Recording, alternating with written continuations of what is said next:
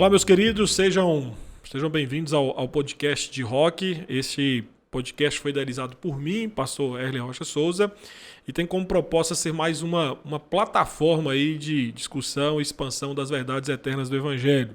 Por isso, seja bem-vindo, espero que vocês curtam, sigam, compartilhem os nossos episódios. Você também pode nos acompanhar através do canal do YouTube, meu canal do YouTube, Erle Rocha Souza. Isso porque todos os nossos episódios serão gravados e disponibilizados lá no meu canal do YouTube. Então, se você quer acompanhar os bastidores desse podcast, aquilo que está acontecendo aqui agora, veja pelo canal do YouTube. Esse podcast tem como nome de rock porque partiu da ideia de estarmos firmados na rocha que é Jesus Cristo. E apenas lembrando que rock em inglês significa rocha, para caso você esteja desavisado aí, que está em casa, né? Assim como o Matheus Curso está do meu lado aqui, não sabia disso. Então, logo tudo o que trataremos nesse podcast tem como finalidade deixar a vida dos nossos ouvintes ainda mais firmados na rocha que é Jesus Cristo. E nessa nossa primeira temporada, nós falaremos sobre a funcionalidade das vocações. E hoje, em nosso episódio histórico, o primeiro de muitos, se Deus assim permitir, nós temos o patrocínio da Polimimos. Polimimos, né, Matheus? Polimimos que veio nos agraciar aqui. A Polimimos, nós temos aqui alguns quadros em MDF que ela disponibilizou para nós, inclusive o nosso convidado estará levando para casa de presente. Logo depois, se falarmos quem é, no final, né, Matheus? Nós voltaremos aqui, entregaremos para o nosso convidado um lindo quadro em MDF que a Polimimos nos agraciou. Lembrando que a Polimimos é uma loja virtual que tem como proposta decorar a sua casa com amor. Por isso, se você quiser embelezar a sua casa, entra lá no Instagram, @poli_mimos, e veja lá seu belíssimo catálogo e adquira seus maravilhosos produtos. Assim, para a nossa bancada de hoje, e que há de nos seguir aí em muitos episódios, nós temos o jovem Matheus Curcio. Boa tarde pro pessoal de casa. Tudo bem, Matheus Curcio? Tudo bem, pastor Erle? Boa tarde, pastor João, tudo bom? Ô, Matheus, quem é você, Matheus? Fale um pouquinho de você para nós aqui. Eu sou apenas um jovem estudante, meu nome é Matheus Manassés Curcio, acabei de me formar em Direito, sou membro da Primeira Igreja Presbiteriana de Goiânia, onde conheci esse pastor Erle, que tem idealizado esse projeto, e dentre outros que caminhamos juntos. E vamos continuar nesses trabalhos, né? Acreditamos nesse projeto, estamos firmes juntos na rocha e queremos falar um pouco de vocação com você aí de casa. Beleza. E uma perguntinha, né, Matheus? Tá animado aí para essa jornada de podcast? Com certeza. O ânimo tá fervilhando no coração. Hoje já começar com tudo com o nosso convidado especial nessa noite, nessa tarde, né? Nesse dia, nesse podcast. Fala nesse podcast, porque esse podcast é atemporal. Exatamente, pastor. Às vezes o pessoal tá no trânsito agora ouvindo esse podcast. Pode estar ouvindo de manhã, você está falando à tarde, mas pode estar à noite, você está falando de manhã. Esse podcast alcança cada momento da sua vida. Realmente é uma alegria muito imensa. O senhor comentou aí da Polimimos. E você somente assistindo no canal do Pastor no YouTube vai poder ver o encantamento que ficou no nosso cenário aqui com Polimimos. Verdade, bem lembrado pelo Matheus. E aí, meus queridos, né? Nesse primeiro episódio da nossa grande jornada de temporada que nós teremos aqui nesse podcast, nós falaremos sobre a finalidade da capelania. Então, para que serve a capelania? Mais do que isso, será que quem está em casa nos ouvindo, ou aquele que está nos assistindo, será que você sabe o que é capelania? Você já presenciou o trabalho de um capelão? Então, em dias de pandemia, seguindo aí os protocolos sanitários, muitos doentes estão morrendo isolados, sem qualquer assistência e acompanhamento espiritual. E em momentos assim fica mais evidente ainda a importância do papel da capelania. E para falar sobre isso, o nosso convidado de hoje é o pastor João Batista. E olha, o pastor João Batista não é qualquer pessoa para falar sobre esse assunto, não. É um pastor que tem uma vasta experiência nessa área. E eu quero aqui rapidamente falar para você que está nos ouvindo um histórico aqui bem rápido do pastor João Batista. Pastor João Batista da Silva, pastor, 67 anos, pastor é casado. Antes disso, deixa eu lembrar aqui que o pastor João Batista é neto e filho de presbiterianos e filho de missionários presbiterianos. Né? O pastor João Batista tem 67 anos, nasceu em Itápolis, interior de São Paulo, é casado com a Eleni, é o pai do Eduardo e também da Priscila e já é avô de 4 netos. Olha, você que está nos ouvindo, pastor João Batista não parece ter 4 netos não, rapaz. O cara é novo. Mano. É verdade. Se você estiver assistindo aí pelo YouTube, você vai falar realmente o pastor Erle tem razão. Tem 4 netos, a Melissa, a Letícia, que são filhas do Eduardo, e o Vinícius e a Roberta, que são filhos da Priscila. Pastor João tem uma caminhada de 30 anos de ministério, 122 anos como evangelista e 8 anos como pastor ordenado. Atualmente ele é membro do Presbitério Sudoeste de Goiânia, o PSGN. Pastor, tudo bem com o senhor? Tudo bem. Firme e forte? Firme e forte. É um prazer estar aqui, participar desse momento. Né? Pastor, eu quero dizer para o senhor o seguinte, é uma alegria imensa ter a participação do senhor aqui conosco nesse episódio histórico. E eu confesso para o senhor que domingo, alguns dias atrás, né, nós estávamos conversando aqui na Primeira Igreja Presbiteriana de Goiânia e acabamos depois de um culto conversando ali, né, pastor, na porta. Certo. Rapaz, mas como aquela conversa foi boa, viu? Foi uma conversa assim que todo mundo que estava ali, né? Tinha um grupo presente ali de 4, 5 pessoas, saímos dali todos empolgados e radiantes em ver o senhor tratando com tanto amor e zelo assim a respeito da capelania. Então, resolvemos trazer o senhor e gostaria então que o senhor matasse a nossa curiosidade. Pastor João, como é que o senhor chegou na capelania hospitalar? Eu, como todos nós cremos na soberania de Deus, eu creio que é algo que surgiu no coração de Deus, literalmente, e Ele colocou isso no meu coração. Voltando, ainda um pouco tempo atrás agora, eu estava fazendo uma campanha com um projeto que eu executava, chamado Projeto Medula. Eu estava em uma igreja fazendo palestras sobre medula óssea, incentivando as pessoas a serem doadores de medula óssea. E, de repente, um irmão levanta a mão e pediu a palavra e eu disse, o que é, irmão? Ele disse assim, olha, eu sou contra o seu trabalho. Eu disse, mas por que você é contra? Ele disse, porque a função da igreja, o papel da igreja é pregar o evangelho. E eu disse para ele, olha, depende do que você crê como evangelho. Se evangelho é só falar sobre a eternidade e a pessoa precisa de uma bolsa de sangue e você não doa, se você crê que é dessa maneira, tudo bem, mas se você crê que o evangelho também atinge as questões das necessidades do aqui e agora, de uma pessoa que está com fome, de uma pessoa que precisa de um órgão, precisa de uma bolsa de sangue, então eu creio que eu estou no papel do evangelho, porque o evangelho ele é mais do que somente falar sobre a eternidade. É o evangelho todo para o homem todo. Para o homem todo. E aí, essas questões incomodavam o meu coração, do evangelho total. E não sei como, porque antes de trabalhar na obra, de ser evangelista, eu era pedreiro. E Deus me tirou da construção civil e eu comecei a trabalhar como evangelista. E eu nunca tive nada ligado à área da saúde. Mas quando eu era evangelista em Ribeirão Preto, chegou um folder, em 1991, a Eleni Vação, capelã em São Paulo, convidando para um congresso em São Paulo. O tema era AIDS, há uma esperança, porque era o assunto do momento, nos anos 80, começo de 90. E eu, por curiosidade, quis ir a São Paulo, fiz a minha inscrição para participar desse curso. Eu não sabia o que isso significava, mas eu creio que já era Deus me encaminhando nessa direção.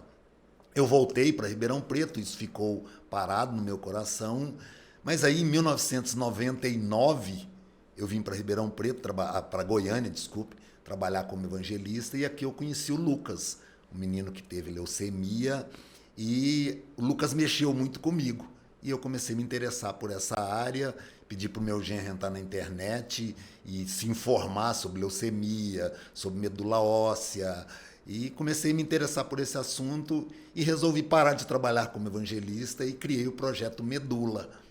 E esse projeto Medula era justamente visitar igrejas, escolas, universidades, buscando doadores de medula. E isso foi o caminho que Deus foi me levando em direção ao Hospital Araújo Jorge, até chegar à questão da capelania. Mas que bênção, né? Então pensar que começou tudo com uma criança, quem o senhor falou, né? Que ficou doente. Criança, E a partir disso o senhor começou a se envolver em levantar informações, ajudá-lo.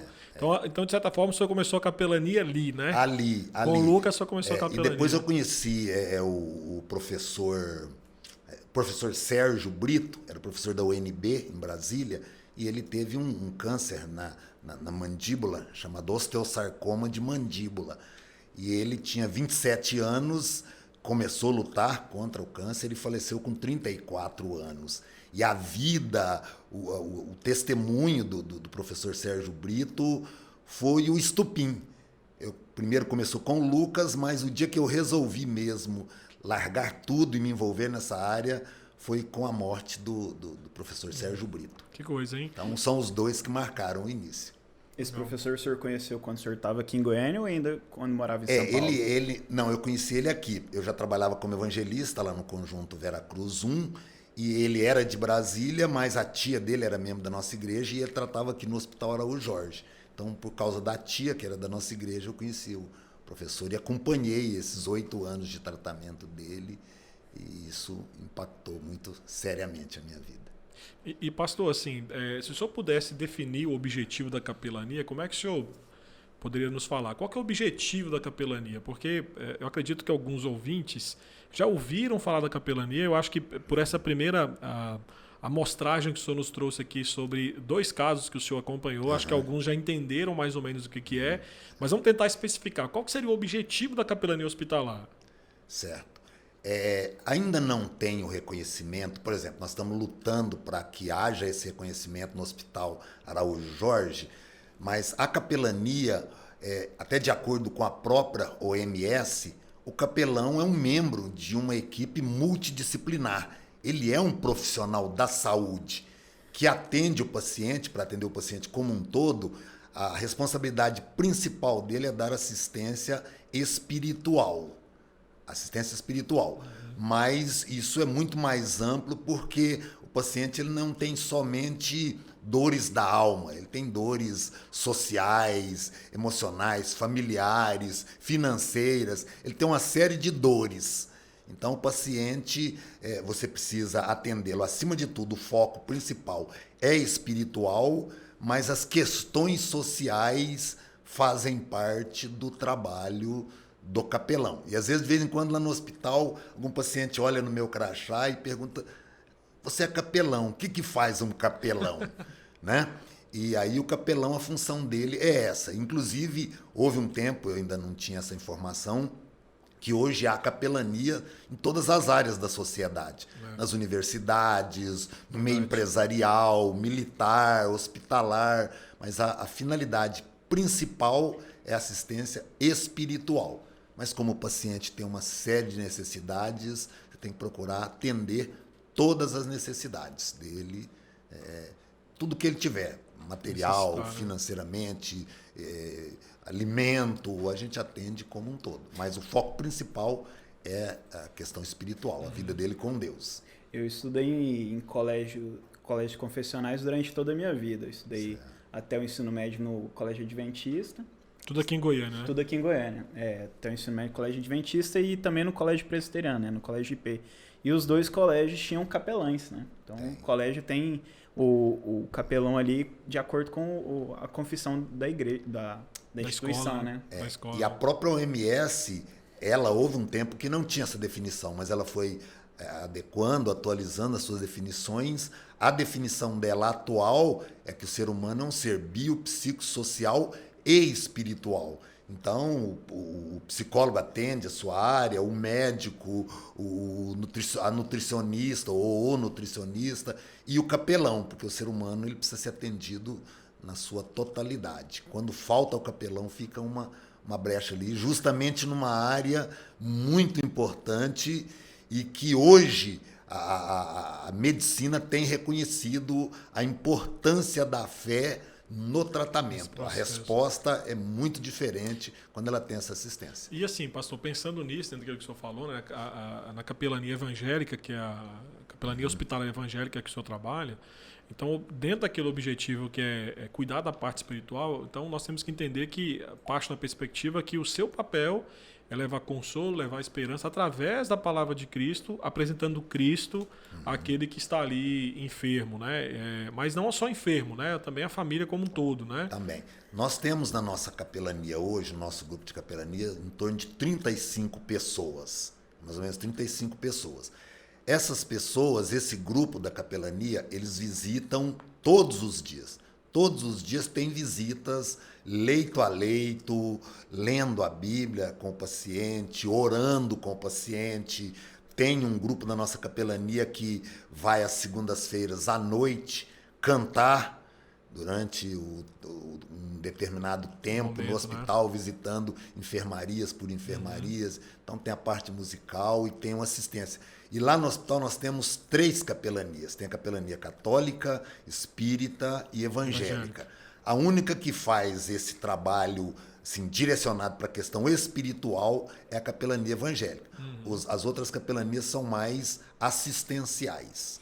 Eu me lembro que, e falando nisso é importante, pastor, que eu me lembro que quando eu estava fazendo seminário em São Paulo, nós participávamos de capelania lá no Hospital do Servidor. Nós dávamos assistência ali que a Linivação pedia e nós ajudávamos. Pelo menos uma vez no semestre nós íamos fazer o evangelismo lá, com todos os seminaristas. E aí era isso mesmo, a gente tinha os andares, a gente descia geralmente cantando. Certo. E aí o que é importante falar, isso está nos mostrando aqui, que o alvo da capelania, então, não é apenas o paciente em si. Você acaba focando aí no médico, no enfermeiro, todo mundo acaba ouvindo o evangelho, então, né? Aqui nós ainda não temos, justamente por causa disso, porque ainda não há um reconhecimento, graças a Deus isso está acontecendo, está numa fase bem adiantada de reconhecimento do trabalho da capelania. Mas a capelania, quando ela realmente trabalha tudo que ela deve trabalhar, tudo que ela deve atender, há trabalhos feitos com os familiares, tanto no hospital como em domicílio.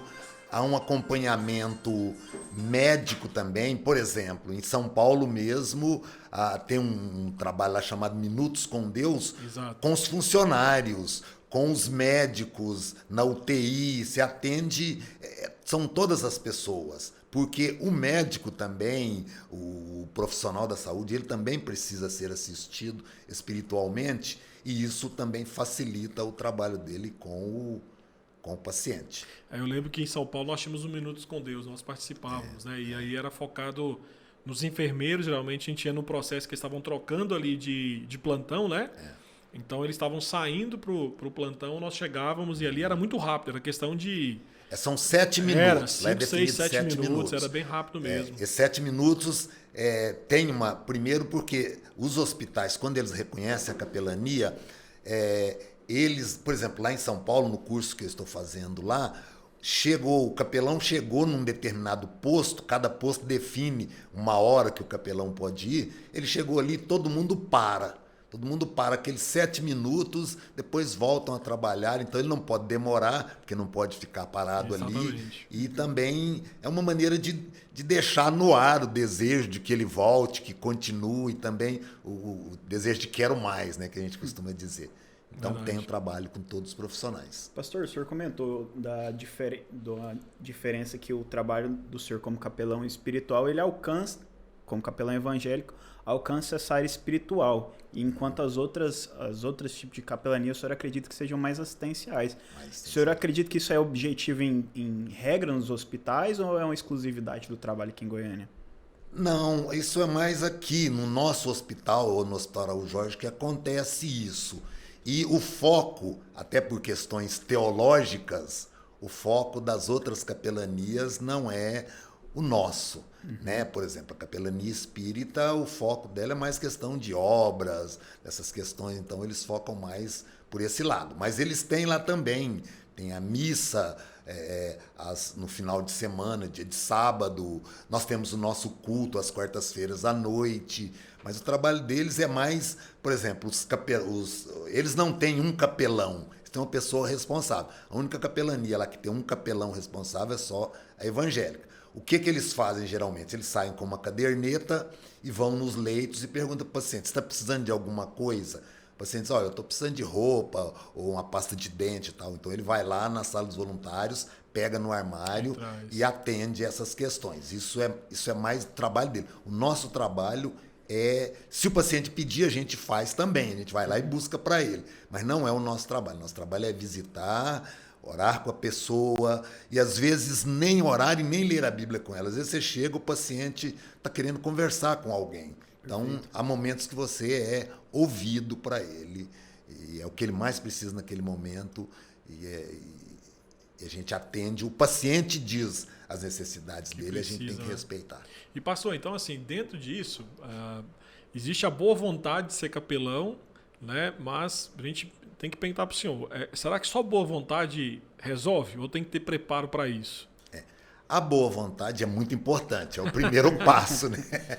É o primeiro passo. Só que é como, por exemplo, eu tenho vontade de ser um cirurgião. Mas eu não sei lidar com bisturi, com todas aquelas coisas ali. É claro que eu vou fazer bobagem, né? Então, eu, por exemplo, o meu trabalho começou assim, com vontade de fazer. Até que um dia eu lembro que eu estava lendo um jornalzinho Ultimato e tinha uma frase lá escrito: transforme a sua intenção em decisão e a sua decisão em realização. Só que para realizar a gente precisa de preparo. Para tudo a gente precisa de preparo. Né? É que algumas pessoas entendem que falam, isso aqui eu estou fazendo para Deus, né? E se é para Deus aí precisa de mais preparo ainda. Né? Inclusive, nesse curso que eu estou fazendo ainda em São Paulo, o lema lá em São Paulo é servindo com o coração e... Um coração... Eu não lembro o restante. Da derivação? Servindo com o coração... E eu não lembro bem o conteúdo, o final, mas é com qualidade, uma coisa, sabe, um preparo bom, oferecer o melhor para o paciente. Sabe? Então, é importante. O senhor citou, o senhor costuma falar que o nosso trabalho, e também falou que tem uma equipe de aproximadamente ou mais de 30 pessoas. 35 né? pessoas, mais ou menos. O senhor citou que tem também alguns capelães, né? O espírito, que tem um trabalho pela instituição espírita, pela instituição católica. Mas capelães mesmo são pontuais? E quem é essa equipe toda? Não, por exemplo, na nossa equipe só eu sou o capelão. Perfeito. Nas outras equipes tem o grupo de capelania, mas eles não têm um capelão. Lembrei da frase. Servindo com amor e excelência. Excelência. Aí, essa excelência é esse Vamos ver preparado, rapaz. Servindo a Deus, servindo com o coração, com amor e excelência. Excelência é o melhor, o paciente merece isso, ele precisa disso. E às vezes a pessoa tem boa vontade, mas ela não tem preparo. E aí ela vai fazer. E pastor João, assim, o senhor falou pra gente aqui nos bastidores antes, né, que existem hoje alguns capelães aí que dizem assim, não, eu fiz um curso aí de 2 dias, tenho uma carteirinha e tô lá dentro do hospital. E assim, o quanto que essas igrejas que abraçam esse tipo de preparo medíocre, né? Porque é um preparo medíocre, tendo a dimensão do que é a capelania, né? E coloca na mão de uma pessoa que faz um curso de 2 dias, às vezes com uma pessoa também despreparada. Qual que é o de serviço que essa pessoa, por exemplo, promove dentro do hospital quando ela entra ali despreparada e começa a visitar de leito a leito? O senhor tem algum exemplo assim prático do que o senhor viu acontecendo que é até assustador pensar que nós evangélicos fazemos isso? A grande questão é, por exemplo, as pessoas ouvem aí propagandas de cursos de capelania e tal, a pessoa vai lá, passa uma sexta-feira, um sábado ouvindo falar sobre o que é capelania, o que é um hospital, e já sai dali com uma carteirinha, já sai muitas vezes com um jaleco e entende que já é capelão. Eu faz 3 anos que eu estou fazendo um curso em São Paulo para ser visitador, nem capelão. Né? Eu sou ali no hospital, vou dizer de uma maneira bem clara, considerado como capelão, mas eu ainda estou no processo, e depois que terminar esse curso, que aí a Eleni disse que vai me dar a identificação do Conselho Presbiteriano de Capelania, pelo que eu estou fazendo de treinamento em São Paulo, eu já fiz treinamento em 6 hospitais em São Paulo, né? Treinamento intenso e também faz 16 anos que eu trabalho dentro de um hospital.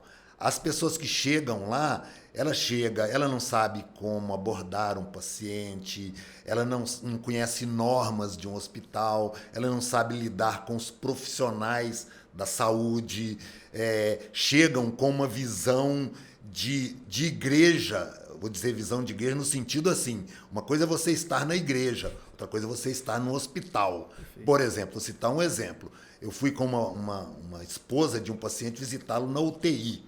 E ela chegou com uma bolsa e a hora que nós entramos na UTI, ela tirou um vidro com óleo para ungir o marido. Eu disse, olha, aqui você não pode fazer isso. Você não pode fazer porque o hospital tem norma. Dentro de uma UTI, então, tem questão de infecção hospitalar, tem uma série de coisas. Eu disse, olha, unção com óleo, se a sua igreja tem o costume de fazer, é lá na sua igreja. Aqui no hospital é totalmente diferente. Tem as normas e você tem que respeitar. Porque tem muita gente que entende, por exemplo, você chega no hospital para visitar um paciente, todos eles, principalmente quando são casos mais graves, eles têm placas por cores, e você se orienta pelas cores. Uma é precaução de contato, a outra é precaução de aerossóis, outra você não pode entrar. Mas tem gente que faz cursos como esse, chega lá e diz, não, em nome de Jesus, Jesus me mandou vir aqui, então ele pode chutar a placa que dá certo. Né? Esses são grandes problemas, determinam cura sobre os outros, acusam pessoa de estar em pecado, por isso que ele ali doente. Ele não sabe que também, por exemplo, ele tem que dar preferência aos profissionais da saúde. Por exemplo, eu estou visitando um paciente, chegou um profissional da saúde, eu me afasto, porque ele sempre tem preferência. Mas tem pessoa que acha que está ali falando do evangelho e ele tem preferência e o profissional que espere. Mas são esses despreparos, né? Incorpora um apóstolo ali em si, né? A cura, a autoridade. Capaz. Tem norma que você não pode tocar no paciente, você não pode mexer com ele. Eu passei por uma experiência como essa. Em São Paulo, nós fazíamos essas visitas. Eu fiz um primeiro módulo com a derivação de capelania, na época eu fazia IBEL, né? Com o Instituto Bíblico lá de Patrocínio. O senhor e o pastor João estão citando Elenivação. Elenivação vamos dizer assim, ela é o grande nome, né, pastor João? No da Brasil capelania e no Brasil. Até no exterior. É presbiteriana, é assim, uma mulher fantástica. Eu até brinquei o dia que nós estávamos conversando aqui na semana passada sobre ela. Eu falei, elenivação é aquele tipo de pessoa que quando você encontra com ela emana amor.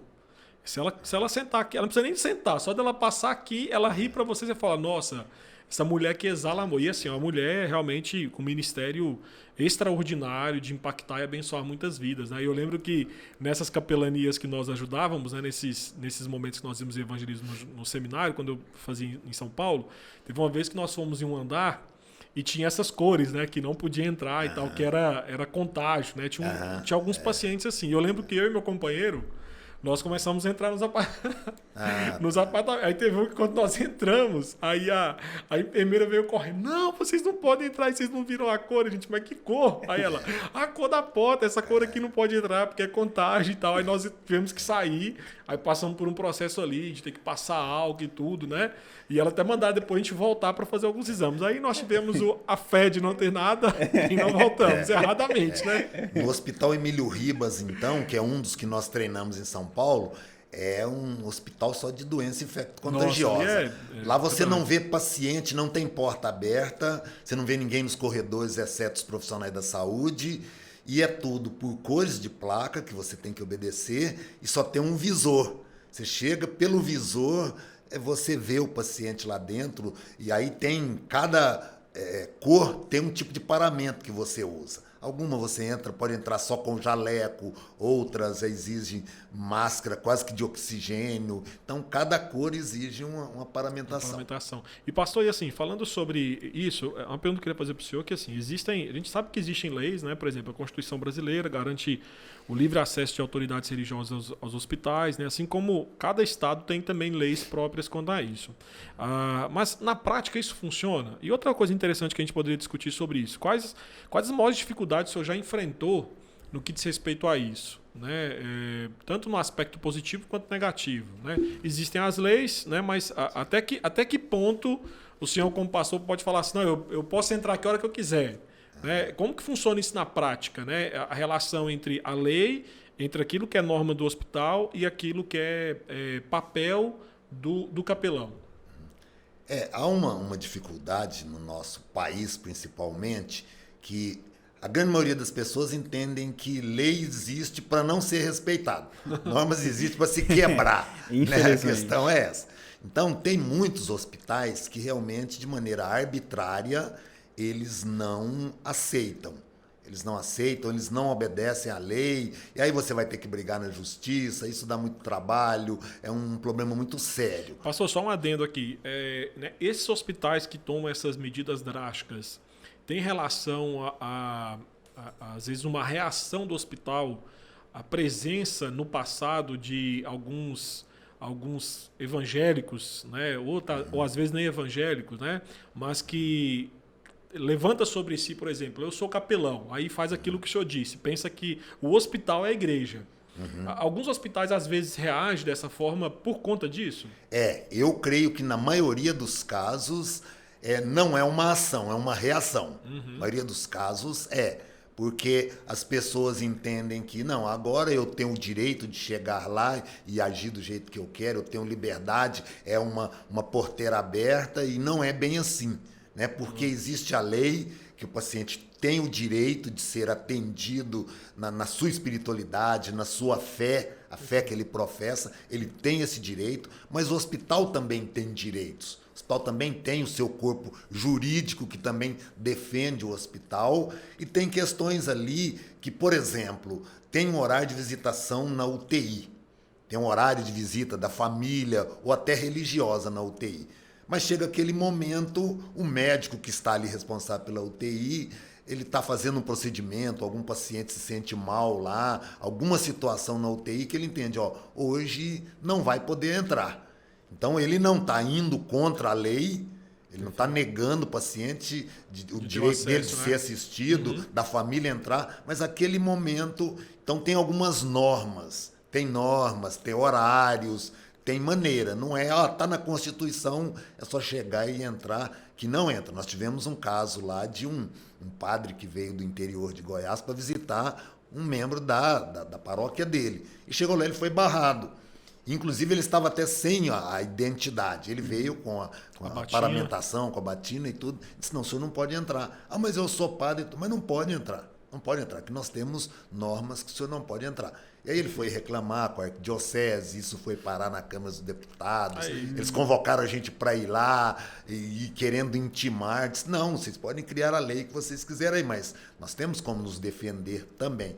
E precisa, muitas vezes, quanto menos trânsito tiver dentro do hospital, melhor é. Então tem hora que quanto menos pessoas entrarem lá, para o paciente é melhor. Então, tem alguns hospitais de maneira arbitrária não obedecem, mas tem aqueles, na sua grande maioria, que obedecem, mas com normas dentro do hospital que tem que obedecer. Por exemplo, nós temos a emergência no Hospital Araújo Jorge, chega um pastor e um membro da igreja dele está lá na emergência. Ele diz, olha, eu quero visitar. Como é emergência, eles abrem uma certa exceção. Mas antes dele entrar, eles ligam na emergência e perguntam para a enfermeira-chefe ou o médico de plantão se alguém pode entrar naquele momento. Se ele disser que não... eu tive uma experiência assim em São Paulo, pastor João. Tinha um membro da igreja que estava hospitalizado na emergência, na UTI, já estava no estado terminal, e aí eles não queriam liberar a minha entrada. E ele tinha pedido que eu fosse. Né? Eu já estava em outra igreja na época, e aí a esposa me ligou e eu fui, cheguei lá, eles não queriam deixar. Aí eu expliquei a situação. Aí eles ligaram para a responsável pela UTI, que era a enfermeira-chefe, e ela falou assim, não, ele pediu, a solicitação é dele, pode liberar. E eu subi, segui todas as normas lá, inclusive, por exemplo, a Bíblia não pude levar, tive que deixar a Bíblia lá embaixo, não, deixa a Bíblia e sobe sem a Bíblia. Então, em relação ao hospital que eu trabalho, que é o Hospital Araújo Jorge, eles são bem sensíveis a visitas especiais, eles são bem sensíveis. Quando é situação especial, eles sempre autorizam, sempre têm um cuidado. Só que tem uma questão também. Por exemplo, se eu entro como pastor para visitar um membro da minha igreja, olha, quem você vai visitar? Eu vou visitar o paciente tal. Então, o senhor está autorizado a visitar o paciente tal e sair. Porque tem alguns que entram lá também e aí ele começa a visitar todo mundo no hospital. Quer achar novo membro, né, pastor? Aí ele quer pregar o evangelho, salvar todo mundo no hospital. E isso cria também barreiras que vão tendo reações, que vão fazendo restrições. Pastor, me permita fazer aqui, eu vou falar uma palavra bem bonita, uma breve digressão. Pastor João citou a Constituição, e tem duas normas. Enquanto o pastor falava, eu abri aqui a Constituição. É um exercício que cada um pode fazer. Às vezes a gente está sempre falando das leis e falar que norma é essa que está prevista na Constituição, que fala sobre o direito de assistência espiritual, né? A Constituição, no artigo 5º, diz assim, ó. Primeiro, citar o que o pastor falou, fez uma crítica pontual muito boa sobre a ideia do brasileiro não querer seguir as leis. Ele não quer. E aí tem uma norma que diz assim, ó, o inciso 3º, o inciso 2º diz assim, ó, do artigo 5º da Constituição. Ninguém será obrigado a fazer ou deixar de fazer alguma coisa senão em virtude de lei. Então, se não tem lei, na teoria eu posso fazer o que eu quiser, né? Sim. Só que aí, então não tem lei? Não, tem norma. O pastor João tá aqui falando. A Constituição diz que tem norma para entrar no hospital. Que norma é essa? Aí a Constituição, no inciso 7º, diz assim, ó, desse mesmo artigo 5º. É assegurado, nos termos da lei, a prestação de assistência religiosa nas entidades civis e militares de internação coletiva. Então, o texto aqui da Constituição está dizendo que é assegurado ao paciente essa assistência, só que nos termos da lei. Que lei é essa? A gente tem uma lei específica, geralmente as pessoas, né, que trabalham com esses pastores, quem confessa alguma religião e vai visitar, tá lá escrito na carteirinha. É muito comum, tá lá escrito, olha, que lei é essa que pode assegurar essa pessoa. E nessa lei diz algo muito interessante, algo claro, assim, para não tomar o tempo, né, o objetivo aqui do podcast, mas a lei deixa claro que em comum acordo entre a pessoa que está fazendo a visita, o líder religioso e o hospital, é que se trará a visita. Então a gente vê, a impressão que eu tenho aqui, pastor João, quando o senhor fala, é que infelizmente há uma grande falta de humildade. A pessoa quer fazer a visita arbitrariamente. Reforça, né? E assim, a gente, inclusive, eu deixaria questionado, inclusive, qual que é a intenção dela, de fato. Se ela não tem humildade para ajudar, né? Você falou uma coisa interessante, que eu não sei qual a opinião do pastor João Batista, mas eu lembro que há uns 2, 3 anos atrás, em São Paulo, um pastor presbiteriano foi fazer a visita a um hospital e aí foi barrada a entrada dele, né? Lá embaixo não liberaram. E aí ele apresentou a Constituição, eles continuaram negando, aí ele chamou a polícia. Para a polícia fazer valer a Constituição. Então, aí eu lembro que tem uma repercussão negativa com aquilo, né? E ele colocou lá nas redes sociais, não, eu fiz valer o meu direito, né? E aí a gente conversando sobre isso aqui, assim, eu fico pensando num ambiente de hospital, já é um ambiente pesado, um ambiente difícil, né? E aí você, como pastor, você chega. Eu, por exemplo, já tive a experiência de chegar e aí eles falam assim, não está liberada a visita. Ok, né? Eu aviso a família, ó, eu fui, estive presente, mas não está liberada a visita. Voltei para casa. Eu vou ficar ali, não, tá na Constituição, tá aqui, não sei o quê, né?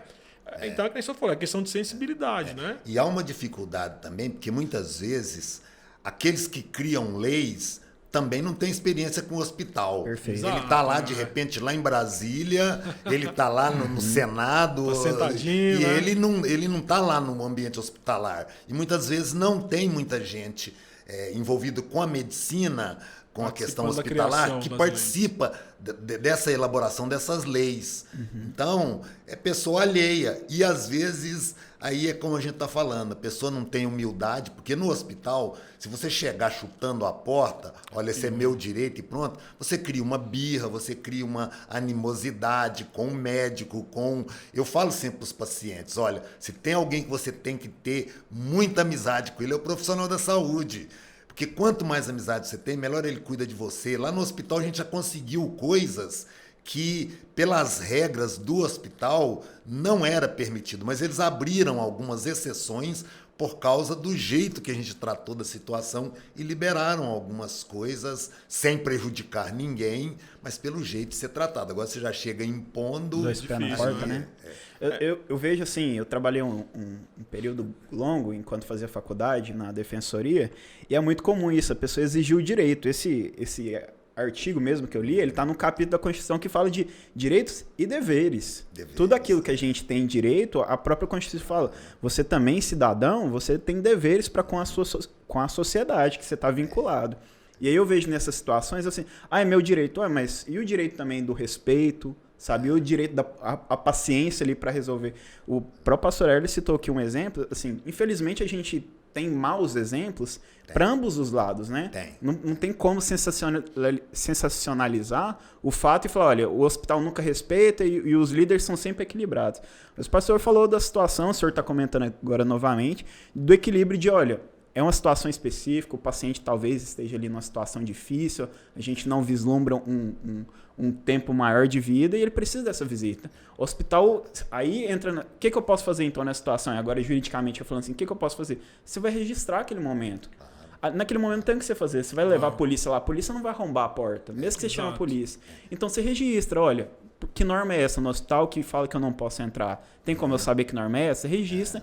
E infelizmente, mas para o bem-estar social, a gente tem esse recurso. A gente pode entrar na justiça depois. E uma coisa também que o pastor Heller perguntou sobre se eu já tive alguma dificuldade, eu sou um privilegiado. Eu falo que Deus tem me dado privilégios assim inúmeros. Um deles é nunca ter tido dificuldade quanto a isso. Por quê? Porque eu já estava dentro do hospital depois que eu assumi a capelania. Então eu já tinha livre acesso ao hospital. Então nunca tive, ninguém nunca me barrou, nunca tive dificuldade. Então comigo nunca teve. Mas eu já vi muita dificuldade com outros pela posição deles. E uma coisa também que eu procuro levar a sério é que eu tenho 16 anos ali e graças a Deus eu não sou perfeito, mas eu não tenho uma mancha lá no hospital que desabone. Então, por isso, as portas vão se abrindo, isso facilitam para a gente. E, pastor, assim, já que nós estamos falando sobre questão de restrições, né? Como é que anda o trabalho da capelania hospitalar nesses dias aí de pandemia, né? E outra coisa interessante é a seguinte, porque pelo que o senhor está nos falando aqui, a capelania, ela envolve muito, por mais que haja os cuidados, né? O distanciamento, mas existe muito contato. Mesmo no Emílio Ribas existe lá, que nem o senhor falou aqui, né? A plaquinha lá, o visorzinho lá, de onde você consegue ver só por ali, mas você ainda tem um contato de conversar com a pessoa.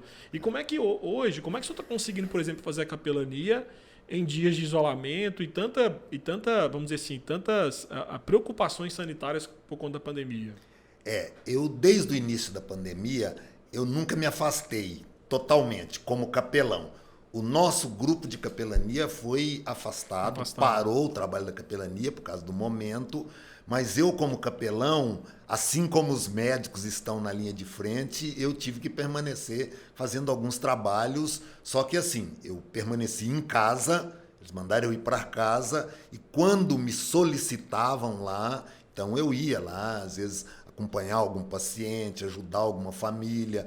Uma das coisas que faz parte da capelania que eu já vinha fazendo desde quando eu trabalhava no setor de transplante de medula, eu sou cabeleireiro dos pacientes, né? Isso faz parte também, eu creio, inclusive, do evangelho, porque muitas vezes o que ele precisa naquele momento, o cabelo dele está caindo, precisa de alguém que faça o trabalho, que rape a cabeça dele. E nós temos na nossa capelania um pastor que ele trabalha na Saniago e o trabalho dele no hospital é cuidar dos pacientes. Cortar o cabelo, fazer a barba. Só que como nessa pandemia todos foram afastados, então sobrou para mim.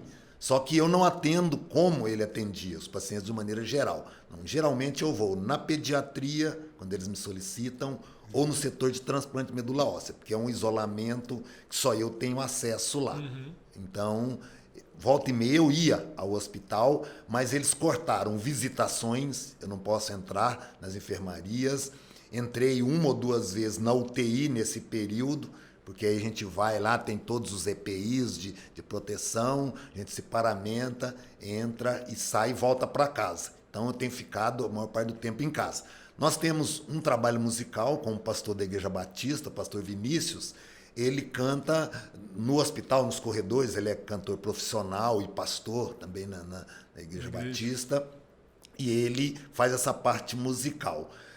Nós ficamos suspensos no nosso trabalho de assistência aos leitos, de orar, acompanhar os pacientes, mas a parte musical estava autorizada nos corredores do hospital. Agora, há pouco tempo agora, a questão complicou novamente, a situação deu uma agravada, a comissão de Covid do hospital suspendeu, parou a música também, mas eu continuo indo lá. Tá? Certo. E outra questão que o senhor já foi vacinado também. Já tudo, fui vacinado, já... porque como os profissionais da saúde foram vacinados... Você foi agraciado. E eu ainda sou bem jovem, ainda não tenho idade para ser vacinado, ainda não chegou a minha idade, mas eles, como vacinaram os profissionais da saúde, a assistente social pediu autorização para a Secretaria de Saúde para vacinar alguns voluntários, o capelão que estava tendo acesso lá. Então, a gente faz trabalho. E um trabalho que eu faço enquanto não há possibilidade de trabalhar lá dentro em algumas questões, eu atendo em domicílio. Eu tenho visitado alguns pacientes com todo cuidado em casa, levado cestas de alimento. Então, eu tenho usado mais o meu tempo em domicílio e algumas vezes no hospital, quando eles solicitam. Pastor, e a gente está aguardando sinal verde para a gente voltar. Me permita, assim, tentar estender uma colocação que o senhor falou. O senhor falou que o pessoal da capelania foi dispensado, assim, não sei se seria esse o termo ideal, mas o senhor falou que teve que continuar trabalhando. Por que esse ter que continuar? É porque eu, como capelão, eu tinha que estar na linha de frente. Por exemplo, o caso que a gente cita muito, a Eleni em São Paulo, a Eleni praticamente não parou em São Paulo. Ela deu uma diminuída, desacelerada, mas ela não parou. E a equipe, muitos pararam, às vezes com medo, às vezes a família não concordava que a pessoa fosse. Então, essa proibição das capelanias e de todo o trabalho voluntário, não é só capelania, todo o trabalho voluntário do Araújo Jorge parou também para diminuir acessos ali dentro, circulações. Circulando só o necessário, o mínimo possível. E o meu trabalho faz parte desse ainda considerado essencial lá dentro. Então, por isso eu ainda vou, mas a nossa equipe está aguardando para evitar, proibir inclusive visitas de familiares ao paciente. Não pode estar trocando acompanhantes como trocava antes, a família também não pode visitar, só em casos extremos. É um caso de excepcionalidade, né, pastor? Porque o paciente, inclusive lá do hospital, todos eles são do grupo de risco, porque a imunidade deles está baixa, quase sempre está baixa, e aí isso é um agravante, então por isso eles têm que ter essa restrição. Pastor, também me chamou a atenção, o senhor comentou que somente o senhor entra na ala da pediatria e também na de medula óssea, né? Por que isso? A pediatria, ela tem uma dificuldade lá, porque no passado, alguns bem intencionados foram lá e fizeram um estrago. Fizeram um estrago, acusaram mães lá de estar em pecado, por isso que a criança estava lá tratando. Outro dizia que ela estava tratando porque não tem fé, se tivesse fé não estaria ali. E aí o que aconteceu? A doutora Rose, que é a médica responsável pela pediatria, resolveu brecar tudo. É claro que constitucionalmente ela está agindo até além do que deveria. Ela não pode barrar tudo, mas ela entendeu que uma maneira de controlar era não deixar ninguém fazer trabalho religioso nenhum lá. Sabe? Mas a gente está lutando, está conversando para a possibilidade de abertura com qualidade, com normas, com regras, coisas mais bem trabalhadas, mais excelentes, para não acontecer isso do passado que fez um estrago muito grande na pediatria. Só que assim, eu entro na pediatria, mas eu não trato nada, não posso tratar nada questão religiosa lá dentro. Perfeito. Nada religioso. Eu vou quando eles me chamam exclusivamente para rapar a cabeça da criança. Só prestar o serviço, né? Só isso. Assim, mas eu vejo que isso é uma questão espiritual também, porque tudo o que eu faço lá dentro não tem aquela separação, né? Tudo tá ligado. Eu tô lembrando aqui que Martinho Lutero, a história conta, né, que na época da peste negra, ele fez isso, né? Ele e a esposa, a história relata que ele cuidou de crianças, né? Cuidou de órfãos, que os pais morriam e as crianças ficavam abandonadas e eles cuidaram. O doutor Eduardo Lane também, né? Lá no século XIX, se eu não me engano, foi em Campinas, né? Que a febre amarela deu uma dissipada na cidade. E ele acabou morrendo juntamente com a sua esposa, porque ele era médico e ele... Não vou abrir mão de cuidar desses pacientes, não, né? Mas o trabalho principal deles era a capelania, né? Era o conforto e o consolo do coração. Por exemplo, eu acompanhei um adolescente lá na pediatria que a maior necessidade dele era assistir Flamengo e River a decisão da Libertadores. Nossa, hein? O que eu fiz? Conversei com a minha esposa, nós conversamos lá em casa, preparamos o ambiente lá em casa, eu levei ele lá para casa, nós assistimos a decisão juntos, né? Depois a minha esposa preparou uma lasanha pra gente comer após o jogo. Isso para mim é questão espiritual. Sim, ué. Sabe? É questão. E aí, esse paciente, eu acompanhei ele até ele faleceu, acompanhei ele até o último dia de vida. Quando ele faleceu, eu estava com a mão no peito dele. Mas ele, naquele momento, o que ele mais tinha necessidade era de ver o Flamengo. Então não adianta eu querer oferecer outra coisa. Olha, vamos orar também, acima de tudo, mas ele queria, olha, eu quero que você ore, mas eu quero ver o Flamengo ganhar do River, acontecendo um milagre lá. Tem né? a proximidade também, Tem né? tudo, que assim, tudo. eu acho que eu fico pensando, quando vocês colocam no lugar, por exemplo, de uma pessoa dessa, doente, né? Mas o senhor falou que estava no estado já caminhando para o fim da vida, e de repente alguém que é um desconhecido que aparece na vida dela, fala que eu vim aqui por conta do amor de Cristo. E a pessoa às vezes faz um teste. Vamos ver se você me ama mesmo. Né? Me leva para ver o jogo na sua casa. Eu te levo. Né? Então, assim, eu acho que naquele momento, para aquele menino, eu acho que os últimos dias da vida dele, eu acho que ele teve uma dimensão do que é o amor cristão. Né? Que nem o senhor falou, naquele momento o senhor não precisava pregar sobre Cristo, mas a vida do senhor, o serviço do Senhor, Cristo, o mostrar né? Cristo já estava sendo muito evidente. E uma coisa, esse menino nós tivemos oportunidade, ele seu xará, Mateus, nós levamos ele para o shopping. Teve uma época que ele queria ir no shopping, nós levamos ele no shopping para tomar um milkshake. Nós conseguimos ir com outras pessoas no hospital, levar ele para assistir o jogo do Flamengo em Goiás, e ele tirou foto com todos os jogadores do Flamengo. Eu tive a oportunidade de conversar com ele sobre a salvação até o final da questão e dizer, olha, agora a decisão é com você. Então, eu acompanhei o Mateus em todas as áreas. E eu creio que ele morreu salvo. Amém. Sabe? Inclusive, teve um dia que eu saí daqui da escola dominical para ir lá, para conversar com ele, que ele queria conversar comigo sobre a salvação. E como começou o meu contato com o Mateus? O contato com o Mateus foi assim, tinha um voluntário que ajudava a mãe dele tirá-lo da cama. Ele já tinha 18 anos, eu falo adolescente, mas já ia completar 18 anos, porque a pediatria é de até 18, mas se já tiver com 18 tratando lá, até ultrapassa. Eu conheci o Mateus, a mãe dele tinha um voluntário que ajudava a tirar ele da cama, colocar na cadeira de rodas, a mãe dava banho nele, voltava, o voluntário ajudava a colocá-lo sobre o leito.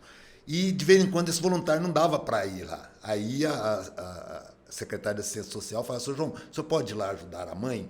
E como eu moro já estrategicamente 3 quarteirões do hospital, eu mudei para ali para isso, e eu fiz um compromisso com a mãe. Falei, olha, vamos fazer o seguinte, eu me comprometo de todos os dias vir aqui te ajudar a dar banho no Mateus.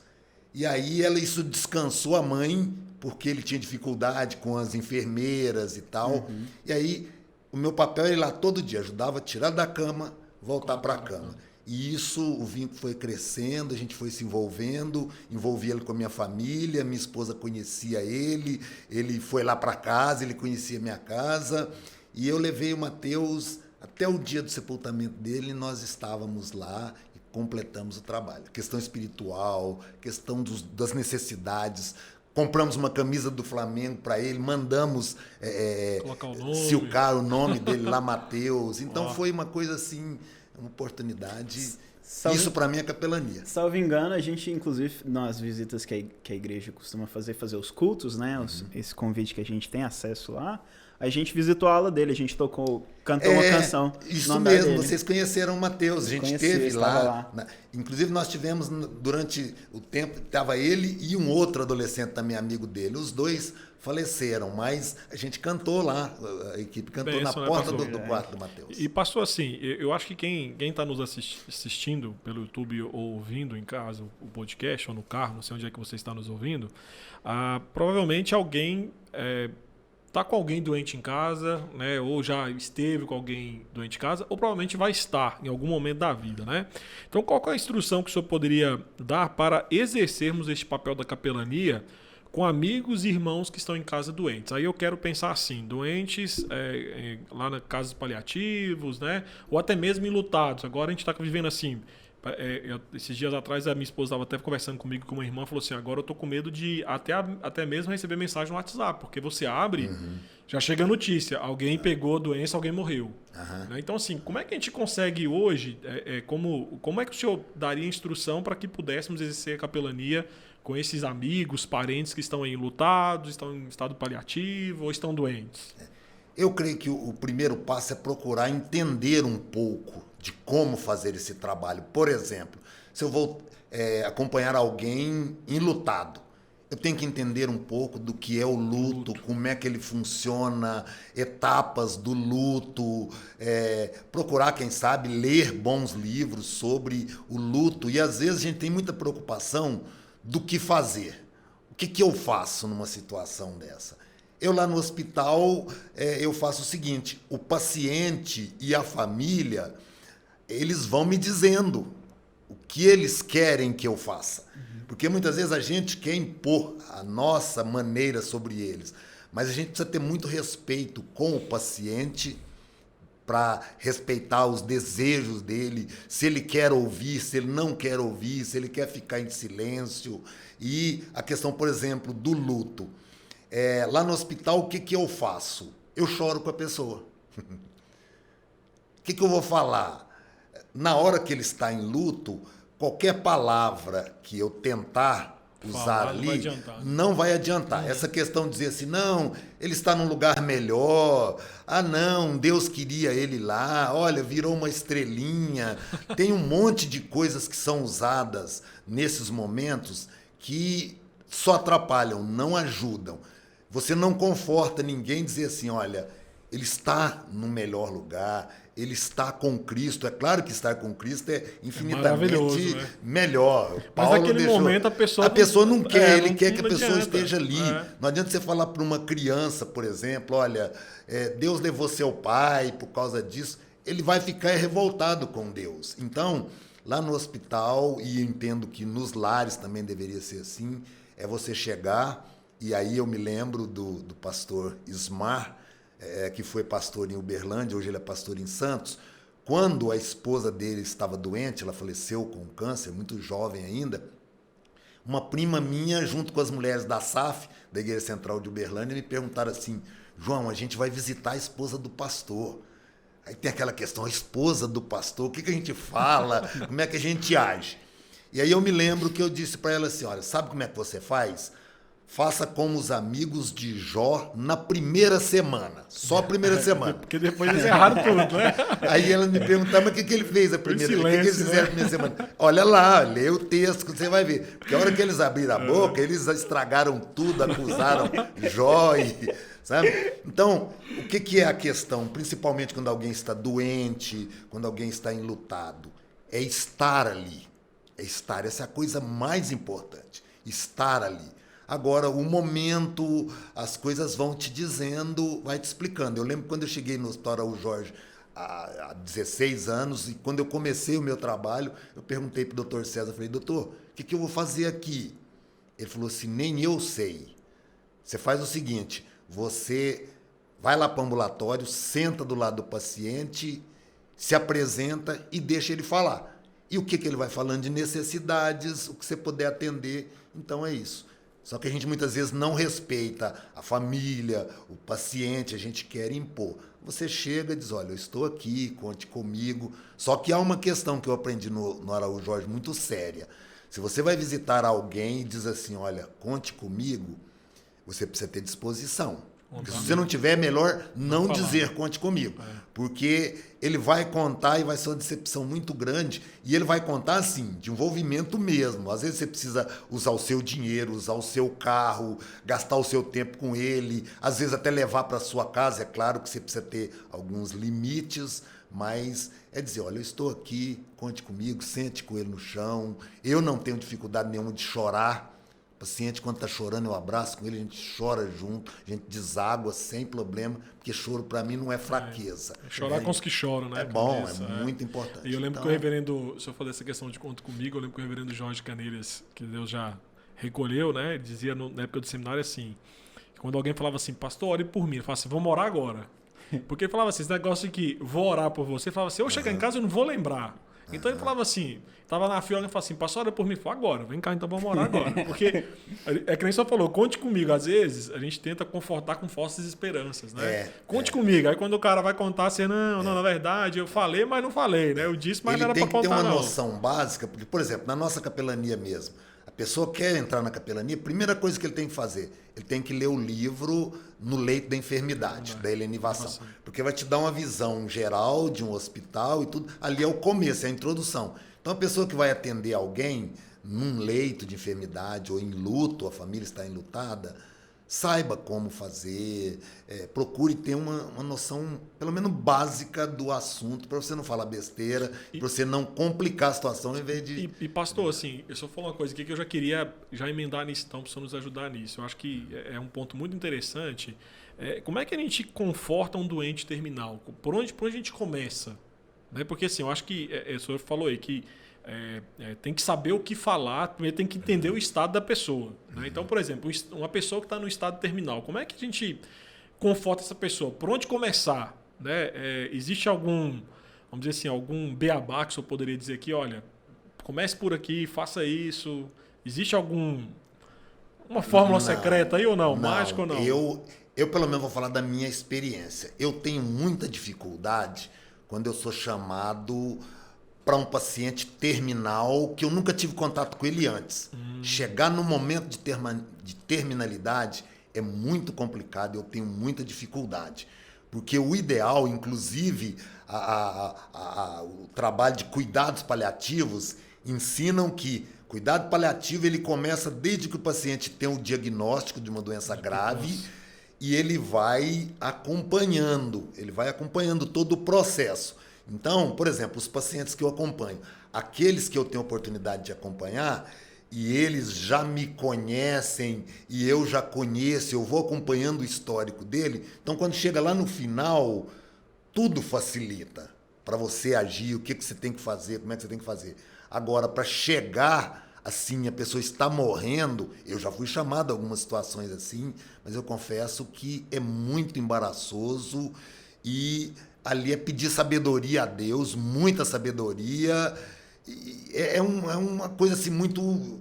Assim, não tem muito como explicar. A hora que você chega, a situação e o Espírito Santo é que vai te guiar, o que você tem que fazer ou não fazer. Porque às vezes você tem que não fazer nada ali naquele momento, tentar estar com a família, confortar. Tem paciente que ele já não está mais em condição de você tratar alguma coisa com ele. Por exemplo, eu já fiz uma cerimônia de casamento com uma paciente desacordada, sedada. Né? Eles me chamaram, a enfermeira diz assim, olha, ela é uma pessoa que aceitou Cristo no seu coração como Senhor e Salvador e ela está viveu muito tempo irregularmente no casamento e ela já resolveu a questão civil, mas ela tinha o desejo de fazer uma cerimônia. E eles estavam preparando tudo, só que a situação agravou e não deu para fazer essa cerimônia, mas ela queria fazer, era o desejo do coração dela. Aí a enfermeira me disse, olha, é uma coisa simples e nós vamos fazer o seguinte, eu vou diminuir a sedação para ela tentar fazer com que ela volte e participe do momento. Só que ela já me alertou, ela falou assim, olha, se ela não voltar, nós queremos que o senhor faça mesmo com ela assim, o marido vai estar lá, a filha vai estar lá e tudo. Eu disse, então vamos lá. Foi uma situação assim, ímpar, porque acontece isso lá.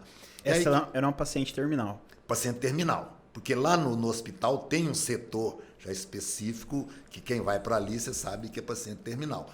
Alguns estão menos graves, mas ali são terminais. E aí eu cheguei, e aí nós, na hora lá também não tinha aliança, nós arrumamos a aliança, tiramos do dedo de alguém lá que emprestou, e nós fizemos a cerimônia, a sedação não foi diminuída, mas ela não voltou.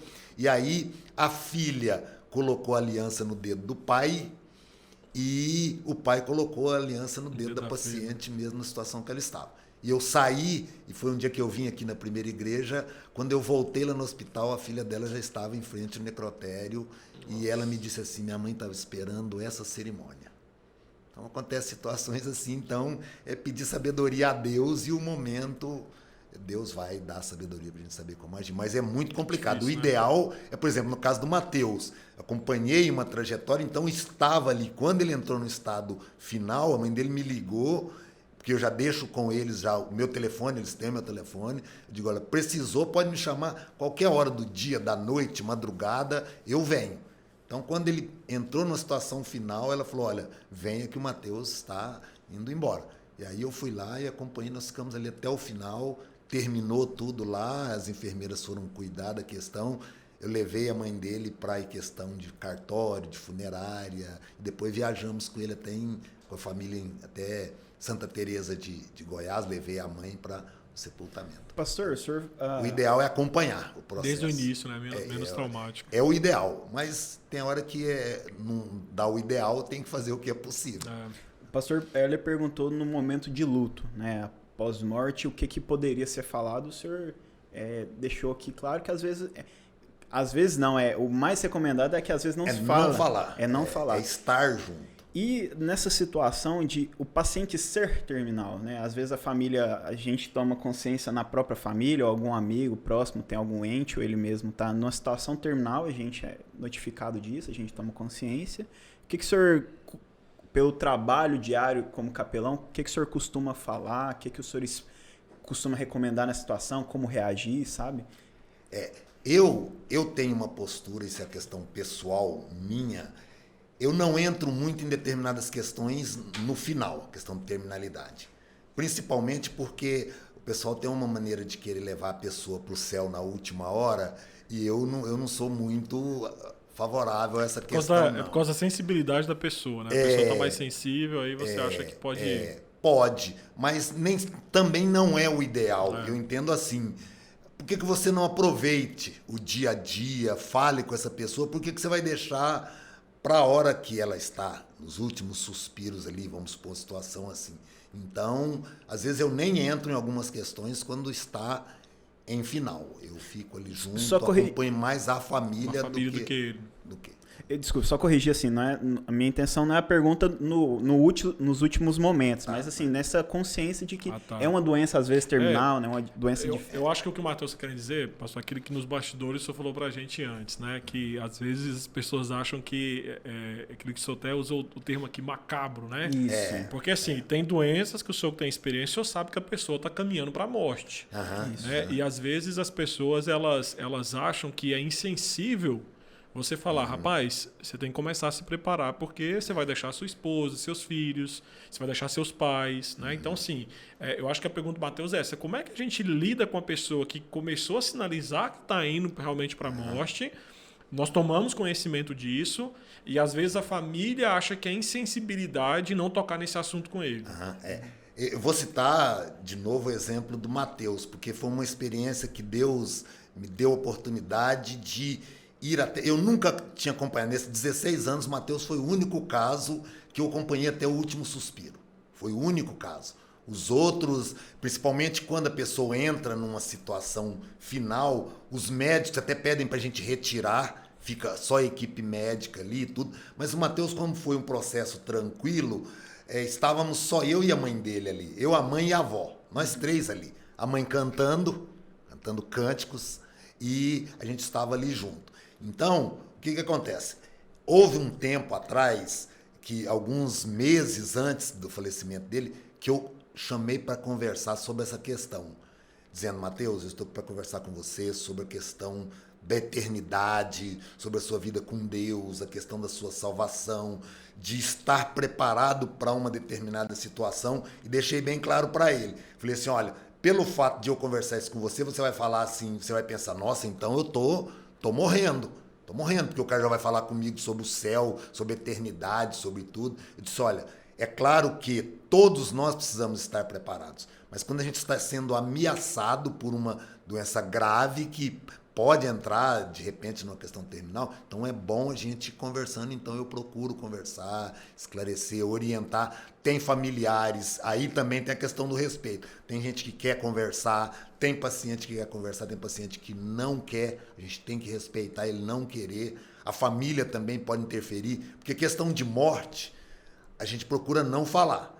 A gente fala tudo quanto é assunto e as questões evitáveis a gente conversa no dia a dia. Mas a questão inevitável a gente não quer falar. Só que quem não fala no dia a dia, enquanto está bem, enquanto está saudável, chega um momento que ele vai ter que conversar no pior momento possível. Então eu procuro sempre abordar, desde que me dê espaço, porque uma coisa que a gente respeita muito na capelania é ganhar o direito de falar.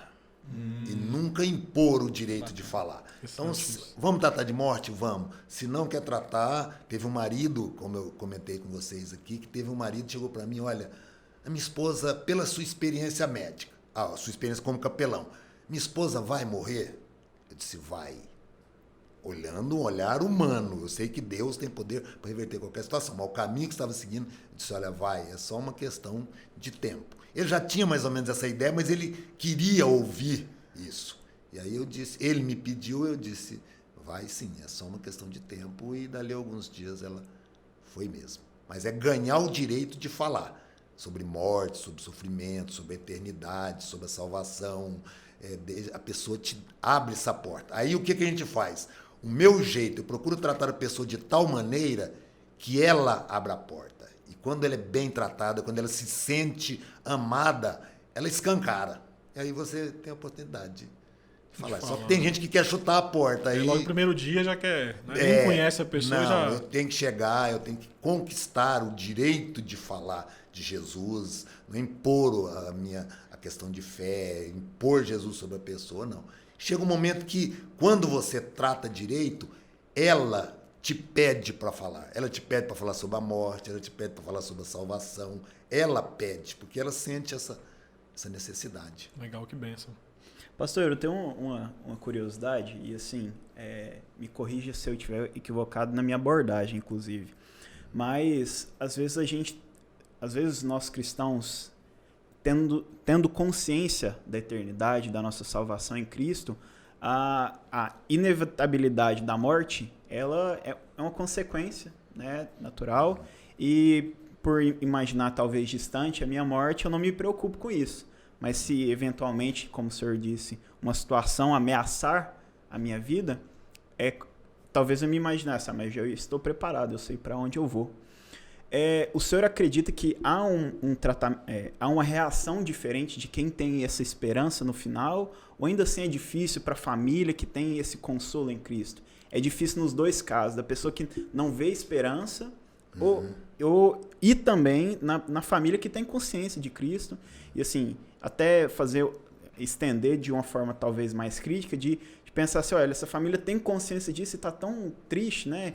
Talvez até me exortar no sentido de, olha, Mateus, o luto, né? Você não sabe como é que é o luto. É nesse sentido de curiosidade, de como são as reações e como que é essa reação de cada um. E até a minha perspectiva, eu estou equivocado em enxergar assim, sabe?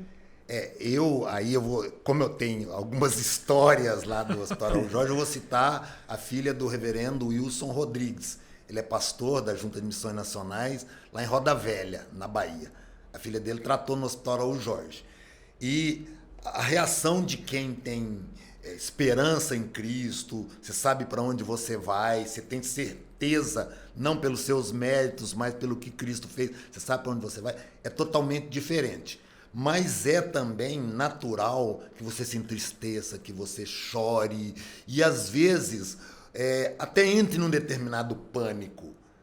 Não é correto, mas eu sou ser humano. Eu sou frágil, eu sou fraco. E Deus compreende até essas pisadas na bola que a gente dá. Eu creio que Deus ele é tão misericordioso que ele entende essas questões, ele cuida da gente. Até revoltas, por exemplo, de perder um familiar. A pessoa, mas o crente vai ficar revoltado com Deus porque levou alguém da família. Pode acontecer. E Deus entende isso. Inclusive, tinha um livro que o título era Não Estou com Raiva de Deus. E tem hora que você fica mesmo. E não adianta você querer fingir que não está revoltado por causa de uma situação. Como é que Deus leva alguém nessa situação? Mas o reverendo Wilson, o que aconteceu? A filha dele foi tratada no hospital e ela foi entrando nessa fase terminal. E aí foi para o posto onde tratava de terminais. E o reverendo Wilson, a esposa, a família sempre acompanhando. E um dia ele me fez essa pergunta também. Olha, pela sua experiência aqui, o que você acha da minha filha? Porque a minha família está naquela expectativa, porque para mim é difícil, porque como eu tenho um olhar médico, família olha assim, subiu um ponto, eles já saem de lá vibrando. Melhor, né? E eu sei que aquele ponto não mudou nada. Ou às vezes mudou para piorar depois e complicar, e ter um estado final. Aí o reverendo Wilson, ele, quando chegou no final da vida dela, nos últimos dias, A menina me perguntou, a enfermeira falou assim, o senhor quer que chama a psicóloga para a família ou um psicólogo para a família? Eu disse, não precisa. A família está muito tranquila. Aí o final da, salvo engano, era Jeane, o nome dela, o pastor ficou de um lado do leito, a esposa ficou do outro lado, e a esposa falou para ele assim, eu gostaria que você orasse entregando a nossa filha para o Senhor.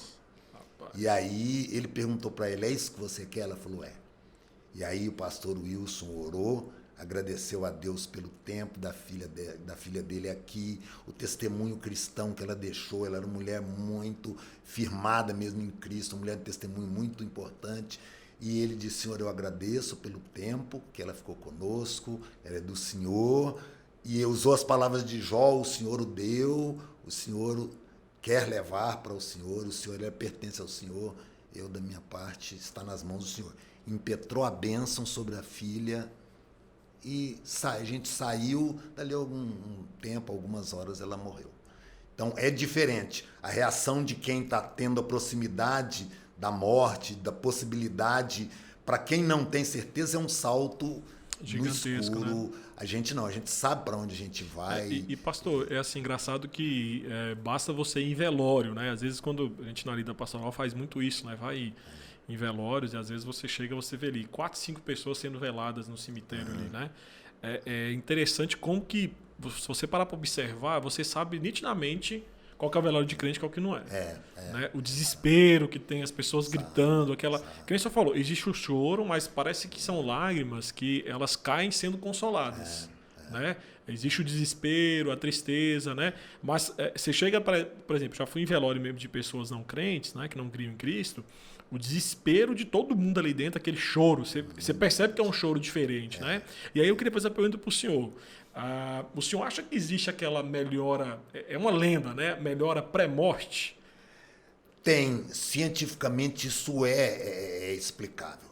Por exemplo, vou citar um exemplo, aí volto lá no Mateus, porque foi o caso assim, marcou muito a minha vida. O Mateus, porque assim, no caso lá do hospital, o paciente, nem todos os casos são assim, mas na maioria, ele vai entrando por uma situação final e os órgãos vão parando de fora para dentro. E aí o coração não consegue bombear sangue e jogar lá nas extremidades. Aí o que acontece? Ele tem uma aceleração, ele acelera, ele começa a trabalhar dobrado para alimentar aonde não está indo.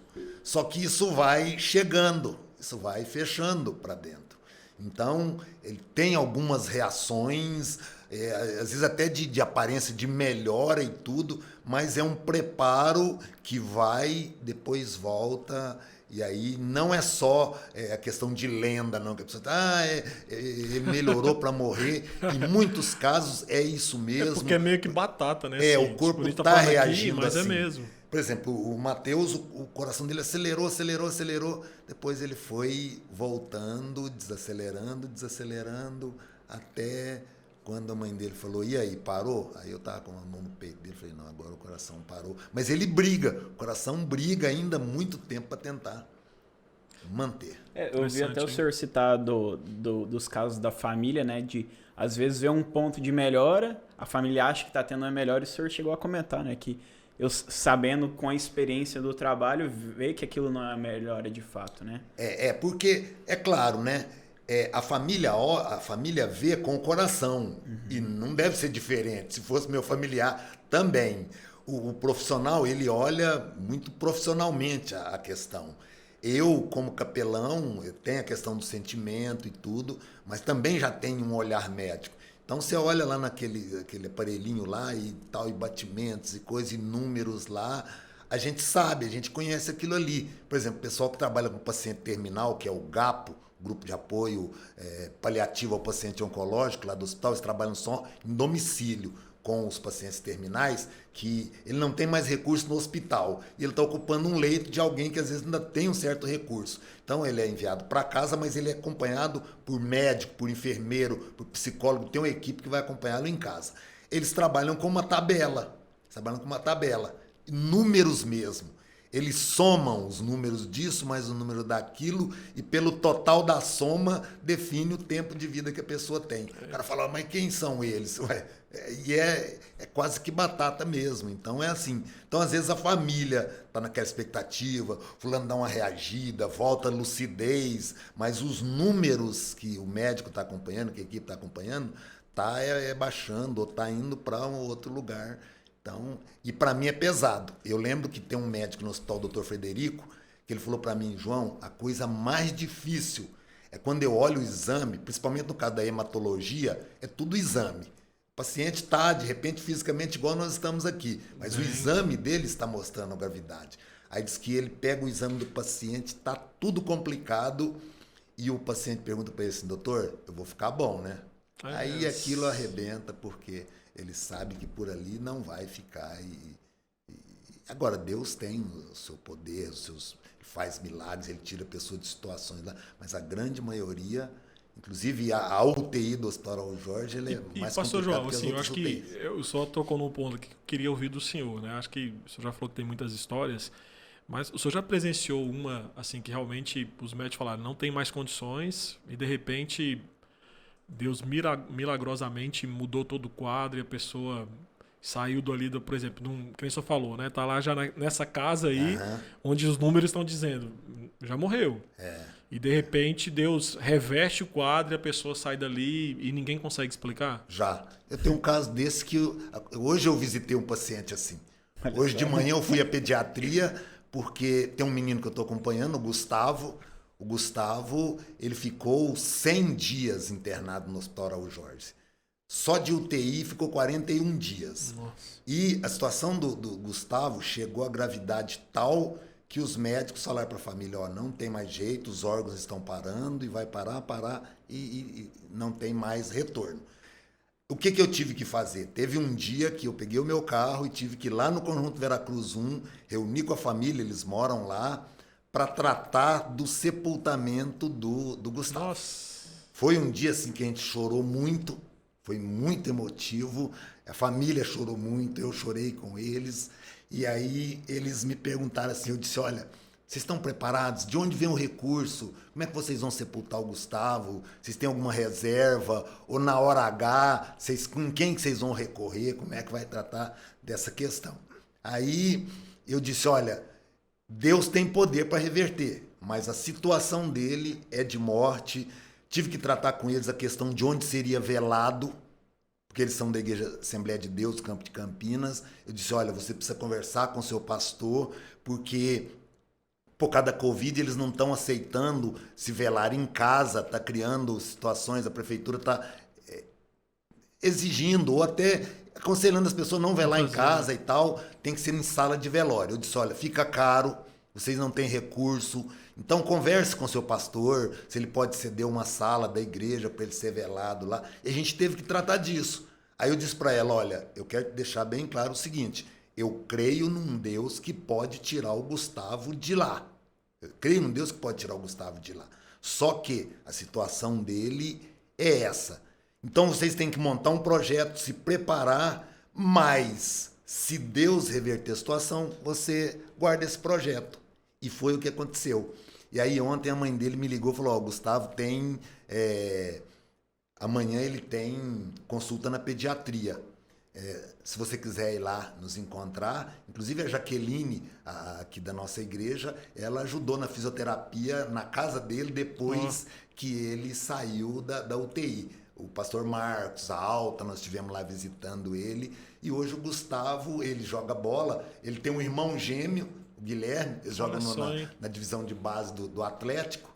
E ele está, assim, você olha, depois eu vou mostrar para vocês, eu desliguei o celular ali para ele não criar um problema aqui na hora da nossa conversa, mas eu te mostro a foto ali, eu e o Gustavo hoje de manhã na pediatria. Que benção. Então, eu tive que tratar do funeral do Gustavo, foi um momento assim que arrebentou com a gente, e eu falei, é hoje que eu tenho que ir.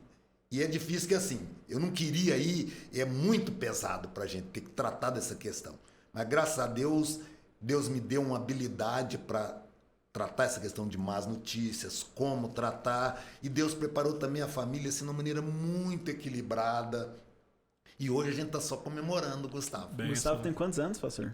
O Gustavo tem 15 anos. 15 anos. 15 que benção. Só que agora ele está bem de saúde, mas a doença ainda está presente e ele está se preparando para fazer transplante de medula óssea porque a quimioterapia não deu toda a resposta que precisava, então ele vai ter que fazer transplante. Mas o Guilherme é gêmeo, da mesma placenta, então a medula é a mesma, então ele vai receber a mesma medula dele, mas ele precisa estar cada vez mais firme para o transplante medular óssea.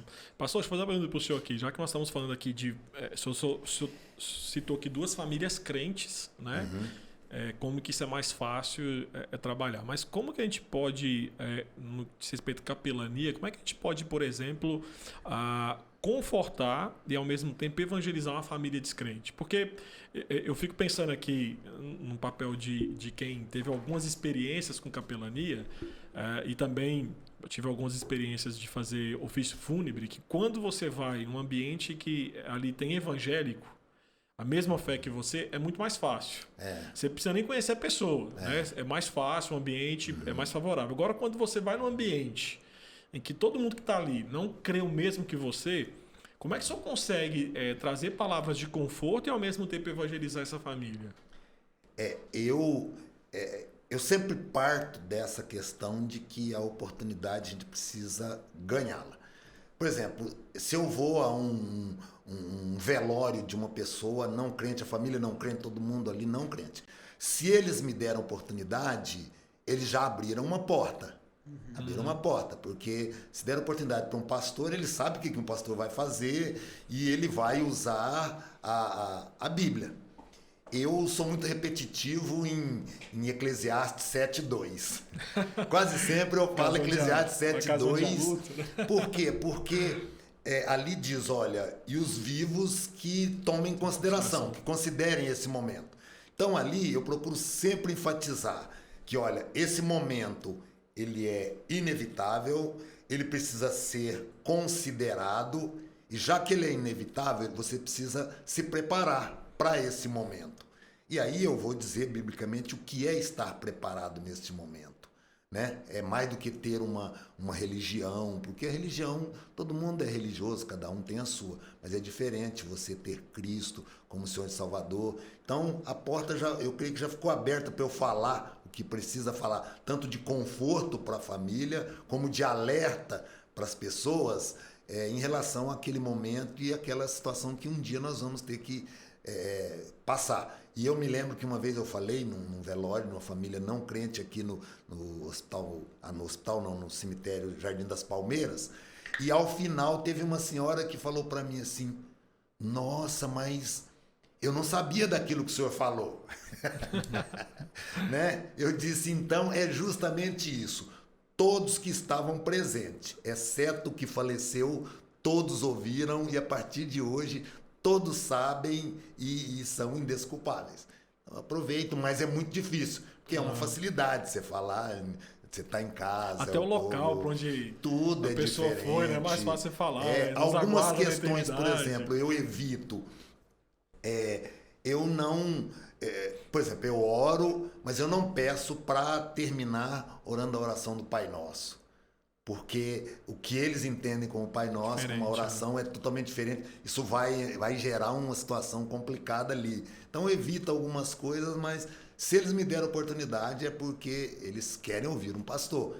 E muitas vezes, às vezes o que ele já ouviu não satisfez, o coração dele não... Então, ele quer alguém que diga alguma coisa que realmente, uma palavra que conforte, que dê esperança em relação ao amanhã. E em relação à pessoa que faleceu, eu não digo nada. Porque geralmente eu digo assim, olha, a palavra é para nós que estamos vivos. Quem terminou, a sua etapa terminou, mas esse momento chama a atenção de nós que vamos continuar. E aproveito o que Deus nos guia ali. E manda a palavra de Deus. Manda a palavra. E pastor, deixa eu fazer uma pergunta para o senhor aqui, que aí eu acho que a gente consegue enquadrar duas coisas aqui. Como é que a gente pode, por exemplo, existem aquelas pessoas que têm um doente em casa, mas existe a necessidade de trabalhar. Né? Então, pensar assim, você tem em casa uma pessoa que teve um acidente de moto, o filho, né? Ficou tetraplégico, dependente do pai, mas o pai tem que trabalhar o dia inteiro fora de casa. Às vezes a mãe faleceu, algo do tipo, né? Mas assim, aquela pessoa que está em casa depende do pai, mas ao mesmo tempo o pai precisa trabalhar para manter a vida do filho ou do ente querido ali que está doente, pelo menos humanamente falando, sendo mantida, né? Como é que a gente pode, por exemplo, ao mesmo tempo que confortar e consolar essa pessoa, né, que está passando por uma situação do tipo, poxa, tem alguém na minha casa precisando dos meus cuidados físicos, mas como é que eu não trabalho? Como é que eu não saio de casa todos os dias, né? Como é que a gente pode, nesse caso, prestar assessoria para essa pessoa, trazendo conforto, consolo, mas também aquilo que o senhor já citou como exemplo aqui, né? Se necessário, vou levando uma coberta, levando uma cesta básica. Como é que a gente, na capelania, como é que se encaixa isso? A nossa capelania, ela ainda não tem, mas eu estou trabalhando para isso, para ter um grupo que atenda também fora. O nosso grupo, por enquanto, a gente só atende lá no hospital. Eu aqui ainda me envolvo mais com essa questão externa. Mas vou citar um exemplo para a igreja, um exemplo prático. A igreja, quando ela tem a visão que o evangelho é mais do que a salvação da alma, que vê que o ser humano não é somente uma alma, eu preciso ganhar alma para Cristo, eu preciso ganhar alma. Então, quando você enxerga além disso, a igreja pode criar uma escala de revezamento. Por exemplo, olha, sociedade de senhoras, ou a junta diaconal, alguém, olha, ele precisa trabalhar. Nós podemos, de repente, criar um grupo que alguém dedique uma vez por semana para ir lá cuidar desse paciente, para ele poder trabalhar, sabe? Criar mecanismos para ajudá-lo, sabe? Ou, por exemplo, lá em Serrana mesmo, tem uma irmã da igreja presbiteriana que estava querendo criar uma casa para cuidar de idosos. Às vezes a pessoa não tinha como cuidar do idoso porque precisava trabalhar e não podia deixar ele em casa. Então a pessoa ia de manhã, como funciona uma creche, escola, por exemplo. Ia lá, deixava o idoso lá, aquele idoso era cuidado durante o dia, a pessoa trabalhava e no final... Então, se a pessoa tiver boa vontade, os mecanismos vão aparecer, Deus vai dar sabedoria. Eu lembro que quando eu morava em Ribeirão Preto, eu comprei uma bicicleta, Caloi Barra Forte, porque eu trabalhei muitos anos como evangelista com uma Caloi.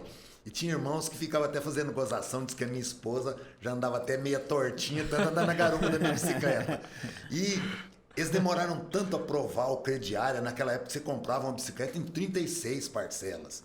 E eles demoraram tanto a aprovar, e tinha um quadro na minha frente com uma frase lá. E eu li tantas vezes essa frase que nunca mais esqueci. E lá estava escrito assim: quem quer, cria recursos. Quem não quer, cria desculpas. Então, quem quer, como vai acontecer, inúmeras possibilidades. Deus vai abrindo as portas, vai dando possibilidades. Eu cito o exemplo no meu caso. Eu queria fazer algo.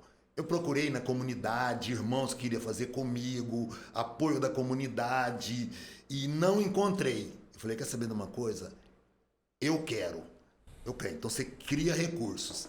Eu comecei a procurar irmãos que me ajudassem a se sustentar, me sustentassem financeiramente, através de ofertas para eu começar.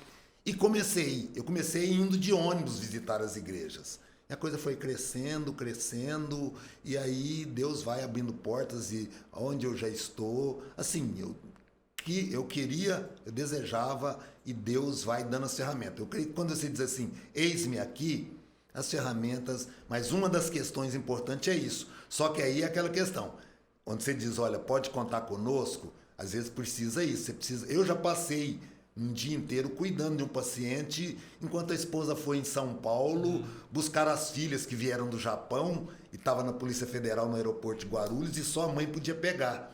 E ela estava numa kitnet alugada perto do hospital. Falou, seu João, o senhor fica com meu marido, cuida dele durante o dia, comida está tudo arrumadinho, medicamento, está tudo ali preparado, só para o senhor cuidar dele enquanto eu vou buscar as minhas filhas. Fui lá, cuidei dele o dia inteiro, eu fui literalmente o cuidador dele ali. Cuidei dele, ele não estava muito bem, inclusive a cabeça estava meio confusa. Teve um momento que ele me perguntou assim, ele era filho de japonês, Ele perguntou, seu João, quanto tempo faz que o senhor veio do Japão? Eu falei, não, eu nunca morei no Japão, né?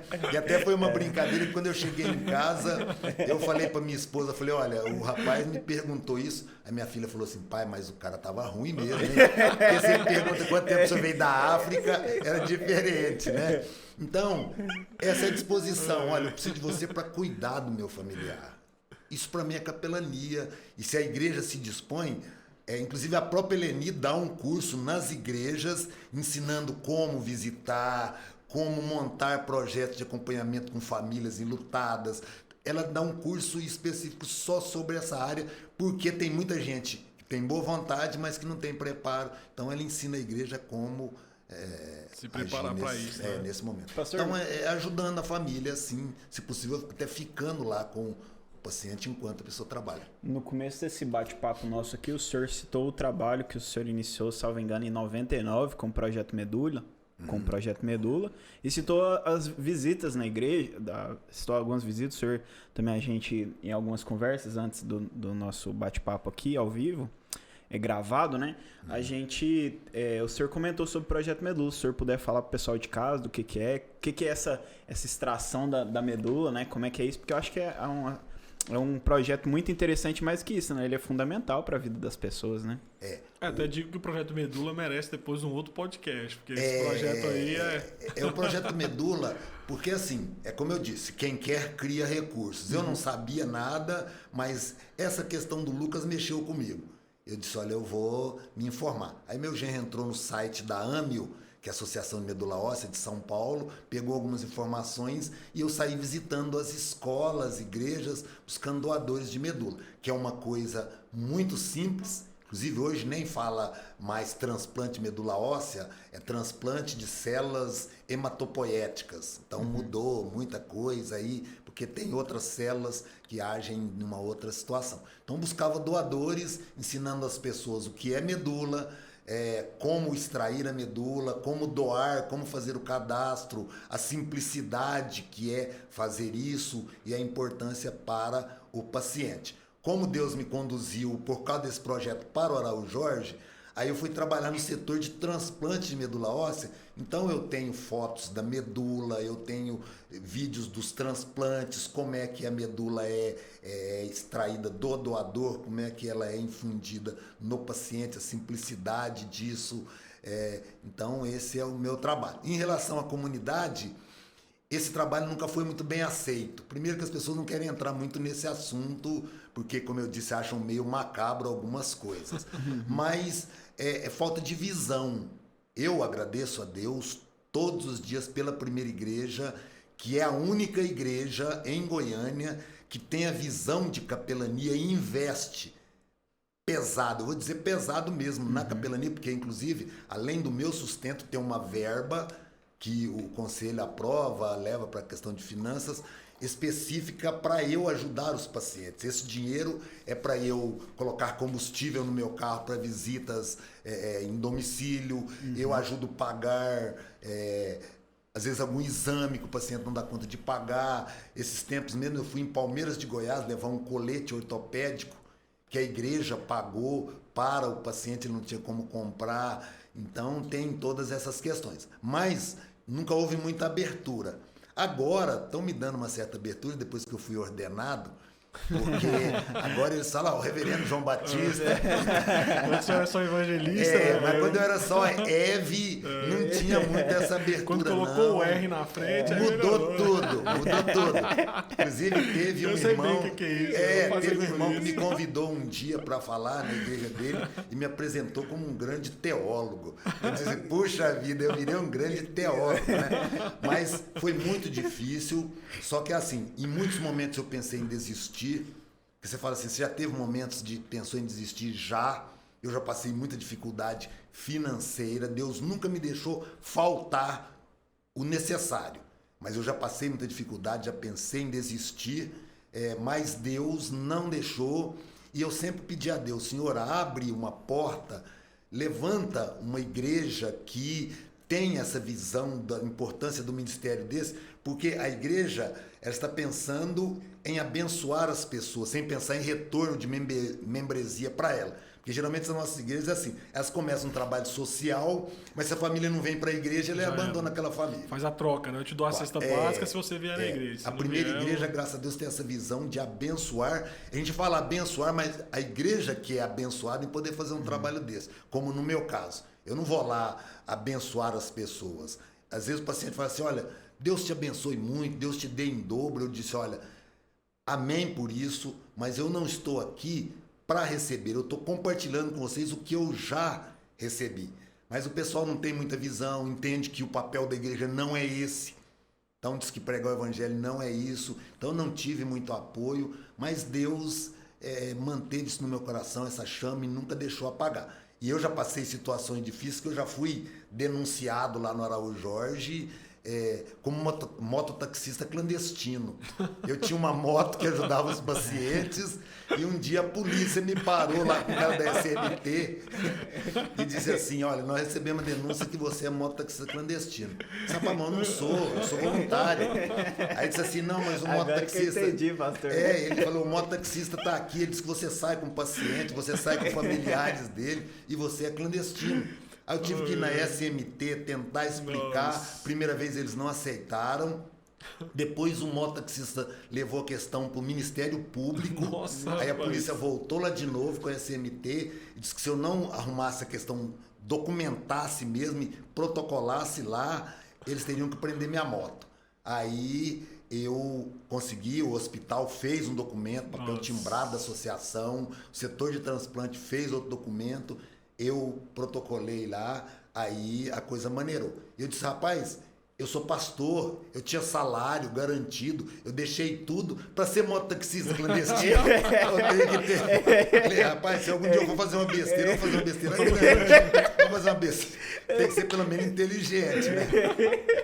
No mínimo. Pastor, eu acho que só para os ouvintes entenderem, porque a gente fez uma brincadeira aqui de evangelista para reverenda, só para o pessoal entender que na presbiteriana, né, o reverendo, o pastor, ele tem um cargo que tem, vamos dizer assim, reconhecimento constitucional da igreja. Então ele participa de conselho, ele tem voto, ele tem voz, né? O evangelista, eu estou falando porque eu também fui evangelista 4 anos. O evangelista vamos dizer assim, se fosse um termo que nem só falou que trabalhou em obra, né? Seria um peão, né? Aquele que é o que vai levar o carrinho, né? Então assim, eu trabalhei como evangelista, eu sei bem como que é isso. Quando né? as pessoas me perguntam a diferença do evangelista e o reverendo, eu disse, olha, no dia a dia é como se o evangelista fosse um técnico de enfermagem, ele tem um curso técnico, e o enfermeiro tem um curso superior.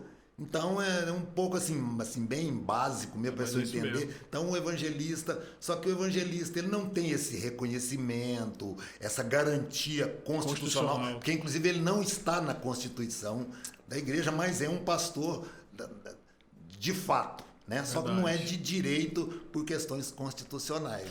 Verdade, mas depois que eu me tornei heavy, aí o pessoal me convida. Antes eu tinha que pedir para ir, e o pessoal mudou. Mas é bom também, e eu entendo que é o seguinte, um dia conversando com o pastor Augusto, ele me falou, meu irmão, o cargo, o título não deveria ter a importância que tem em todas as áreas da sociedade, muito menos na igreja. Mas se tem, use isso para o bem, para ajudar, para se abre portas para você servir, use não tem problema. Reverendo, quero agradecer ao senhor, queria pedir que o senhor desse uma palavrinha final, né? Primeiramente agradecer ao senhor pela disposição nesse bate-papo que nós tivemos aqui. Na verdade, sim, dá vontade de ficar até mais, né? Só que tem que ter um tempo para acabar, senão o pessoal não vai aguentar de ouvir a gente, né? Mas assim, eu queria que o senhor desse uma palavra final sobre a questão da capelania para quem está nos ouvindo ou assistindo, e também pudesse falar como é que alguém faz para encontrar o senhor. Às vezes alguém ouviu, assistiu, ficou com a dúvida sobre alguma coisa e fala assim, poxa, eu acho que o pastor, eu estou querendo abrir um projeto de capelania aqui na igreja, como é que eu faço? Tenho dúvidas. Como é que essa pessoa pode, por exemplo, ter contato com o senhor? Então, se o senhor pudesse dar nessa mensagem final, nos responder como é que podemos fazer, ter acesso ao pastor João, não sei se o senhor tem um site, se o senhor tem Facebook, Instagram, alguma coisa o senhor tem que ter aí, não é possível, né? Eu, em primeiro lugar, eu quero agradecer a oportunidade, muito boa, muito boa. Eu gosto disso e a gente ficaria aqui a noite inteira, como eu converso pouco, a gente ficaria aqui a noite inteira nesse bate-papo. Eu amo essa questão. Então, eu quero agradecer a oportunidade. Eu sempre digo que eu sou extremamente privilegiado. Alguém poder servir a Deus no local que eu sirvo é um privilégio muito grande, muito grande. Não é pequeno, não. As realidades que eu vivo ali, eu falo, meu Deus, muito obrigado constantemente. E um dia, essa pessoa mesmo que eu disse que eu cuidei dele, esse filho de japonês, um dia eu estava meio desanimado de manhã, acordei sem ânimo para levantar e ir para o hospital, e eu recebi uma ligação de Okazaki, no Japão. Era a esposa dele, depois ele veio a falecer, a esposa voltou com as filhas para o Japão, para Okazaki. Aí, de lá ela me ligou e disse: seu João, eu queria agradecer ao senhor por tudo que o senhor fez por nós aí em Goiânia, e as minhas amigas no Japão todas conhecem o senhor. Então eu pensei, meu Deus, onde foi parar o meu trabalho? E principalmente naquela época, e até hoje a igreja me dá uma certa estrutura, mas eu não tinha, o meu projeto cabia dentro de uma caixa de fósforo, mas alcançou o Japão. Então isso é um privilégio muito grande, eu sempre agradeço a Deus.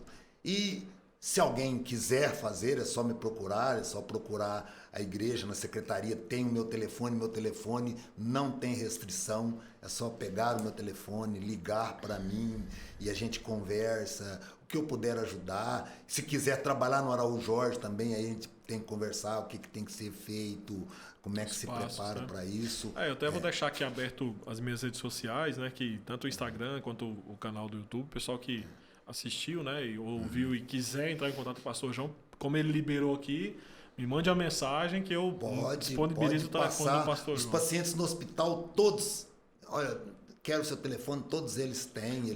Mas não é para denunciar o senhor como motoboy, não. Não, aí não. Mas graças a Deus ficou resolvido e foi ruim para o mototaxista, porque depois eu parava à vontade do lado dele, aí ele remoía e não podia mais fazer nada, né? Então, mas é muito bom. Pastor, obrigado. Matheus, mensagem final tua aí, Matheus. Primeiro, pastor João, muito obrigado pela presença. Foi começando essa experiência aqui nova hoje, foi muito bom conversar com o senhor.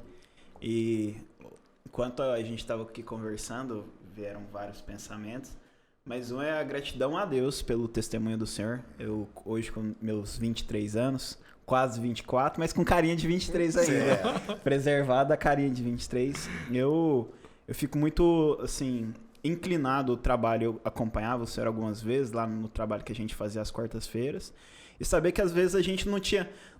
às vezes não, todas as vezes que eu fui, a gente... eu não me lembro de um episódio em que ativamente eu fiz algo com alguém. Chegar de conversar com alguém, poder falar alguma palavra de conforto, lembrar algum versículo e falar para a pessoa. Mas, certo, o senhor sempre nos instruía, e hoje aqui, com todo esse bate-papo, o senhor fez a instrução do testemunho que o nosso trabalho faz, né? Então, assim, eu fico muito grato a Deus pela vida do senhor, pela mensagem da vida do senhor que o senhor traz, confiante em Deus, de que isso é um testemunho que me alcança e me influencia a, sem dúvida, a trabalhar para Cristo pensando nessas pessoas, né? Tem grupo. Só uma coisinha também que eu gostaria de falar. Às vezes a gente pensa assim, olha, eu não fiz algo que diretamente impactou a vida de alguém, mas teve um casal que veio de Santa Catarina, lá para o Araújo Jorge, a esposa veio fazer uma cirurgia na garganta, na tireoide, e era para ela ficar uma semana. Eles ficaram aqui 40 dias. E um dia tinha um grupo de jovens da Igreja Assembleia de Deus que foi para um hall lá no meio do hospital, onde cantam ali, a voz alcança o hospital inteiro. E aí, depois esse rapaz voltou com a esposa para Santa Catarina e mandou para mim um áudio lá dizendo o que aconteceu com ele. Ele estava no quarto desesperado com a esposa, não tinha família aqui, não tinha ninguém aqui. E de repente ele ouviu uma música ao longe, ele não sabia de onde vinha. Quando ele abriu a janela, o pessoal estava cantando lá embaixo. Ele disse que aquela música encheu o quarto dele, mudou a vida dele, mudou a vida da esposa. Eles estavam desesperados, aquilo acalmou o coração deles. Ele acenou pra gente, chamando a gente para ir lá em cima. A gente foi lá, orou com eles, cantou com eles. Então, você chega e você fala assim, olha, eu não fiz nada, mas só Deus sabe a dimensão de onde isso alcança. A música ali, por exemplo, quem canta ali, o coral da primeira igreja, de outras igrejas já cantaram lá no Araújo Jorge, a gente leva sempre nesse hall, no segundo andar, a música entra no hospital inteiro. Só Deus sabe o que leva para alguém lá dentro. Eu lembro que, pra gente finalizar aqui, eu lembro que quando eu fiz uma viagem missionária para a África, os africanos têm um ditado que eles dizem, né? Você não sabe até onde o som de um tambor pode chegar. E eu lembro que os pastores pegaram essa frase e diziam, né? Você não sabe até onde a voz do evangelho pode chegar. E é basicamente isso, né? Pastor, obrigado, Matheus. Eu quero aqui agradecer a todos que de forma direta ou indireta participaram da realização desse primeiro episódio histórico, viu, Pastor João? Uma honra pra gente ter o senhor aqui. Continua fazendo foi nossa história, cobaia. Né? Então, obrigado ao senhor, obrigado também aos nossos ouvintes, né? E também aqueles que estarão nos assistindo pelo YouTube. Obrigado por ficarem conosco aí até o final.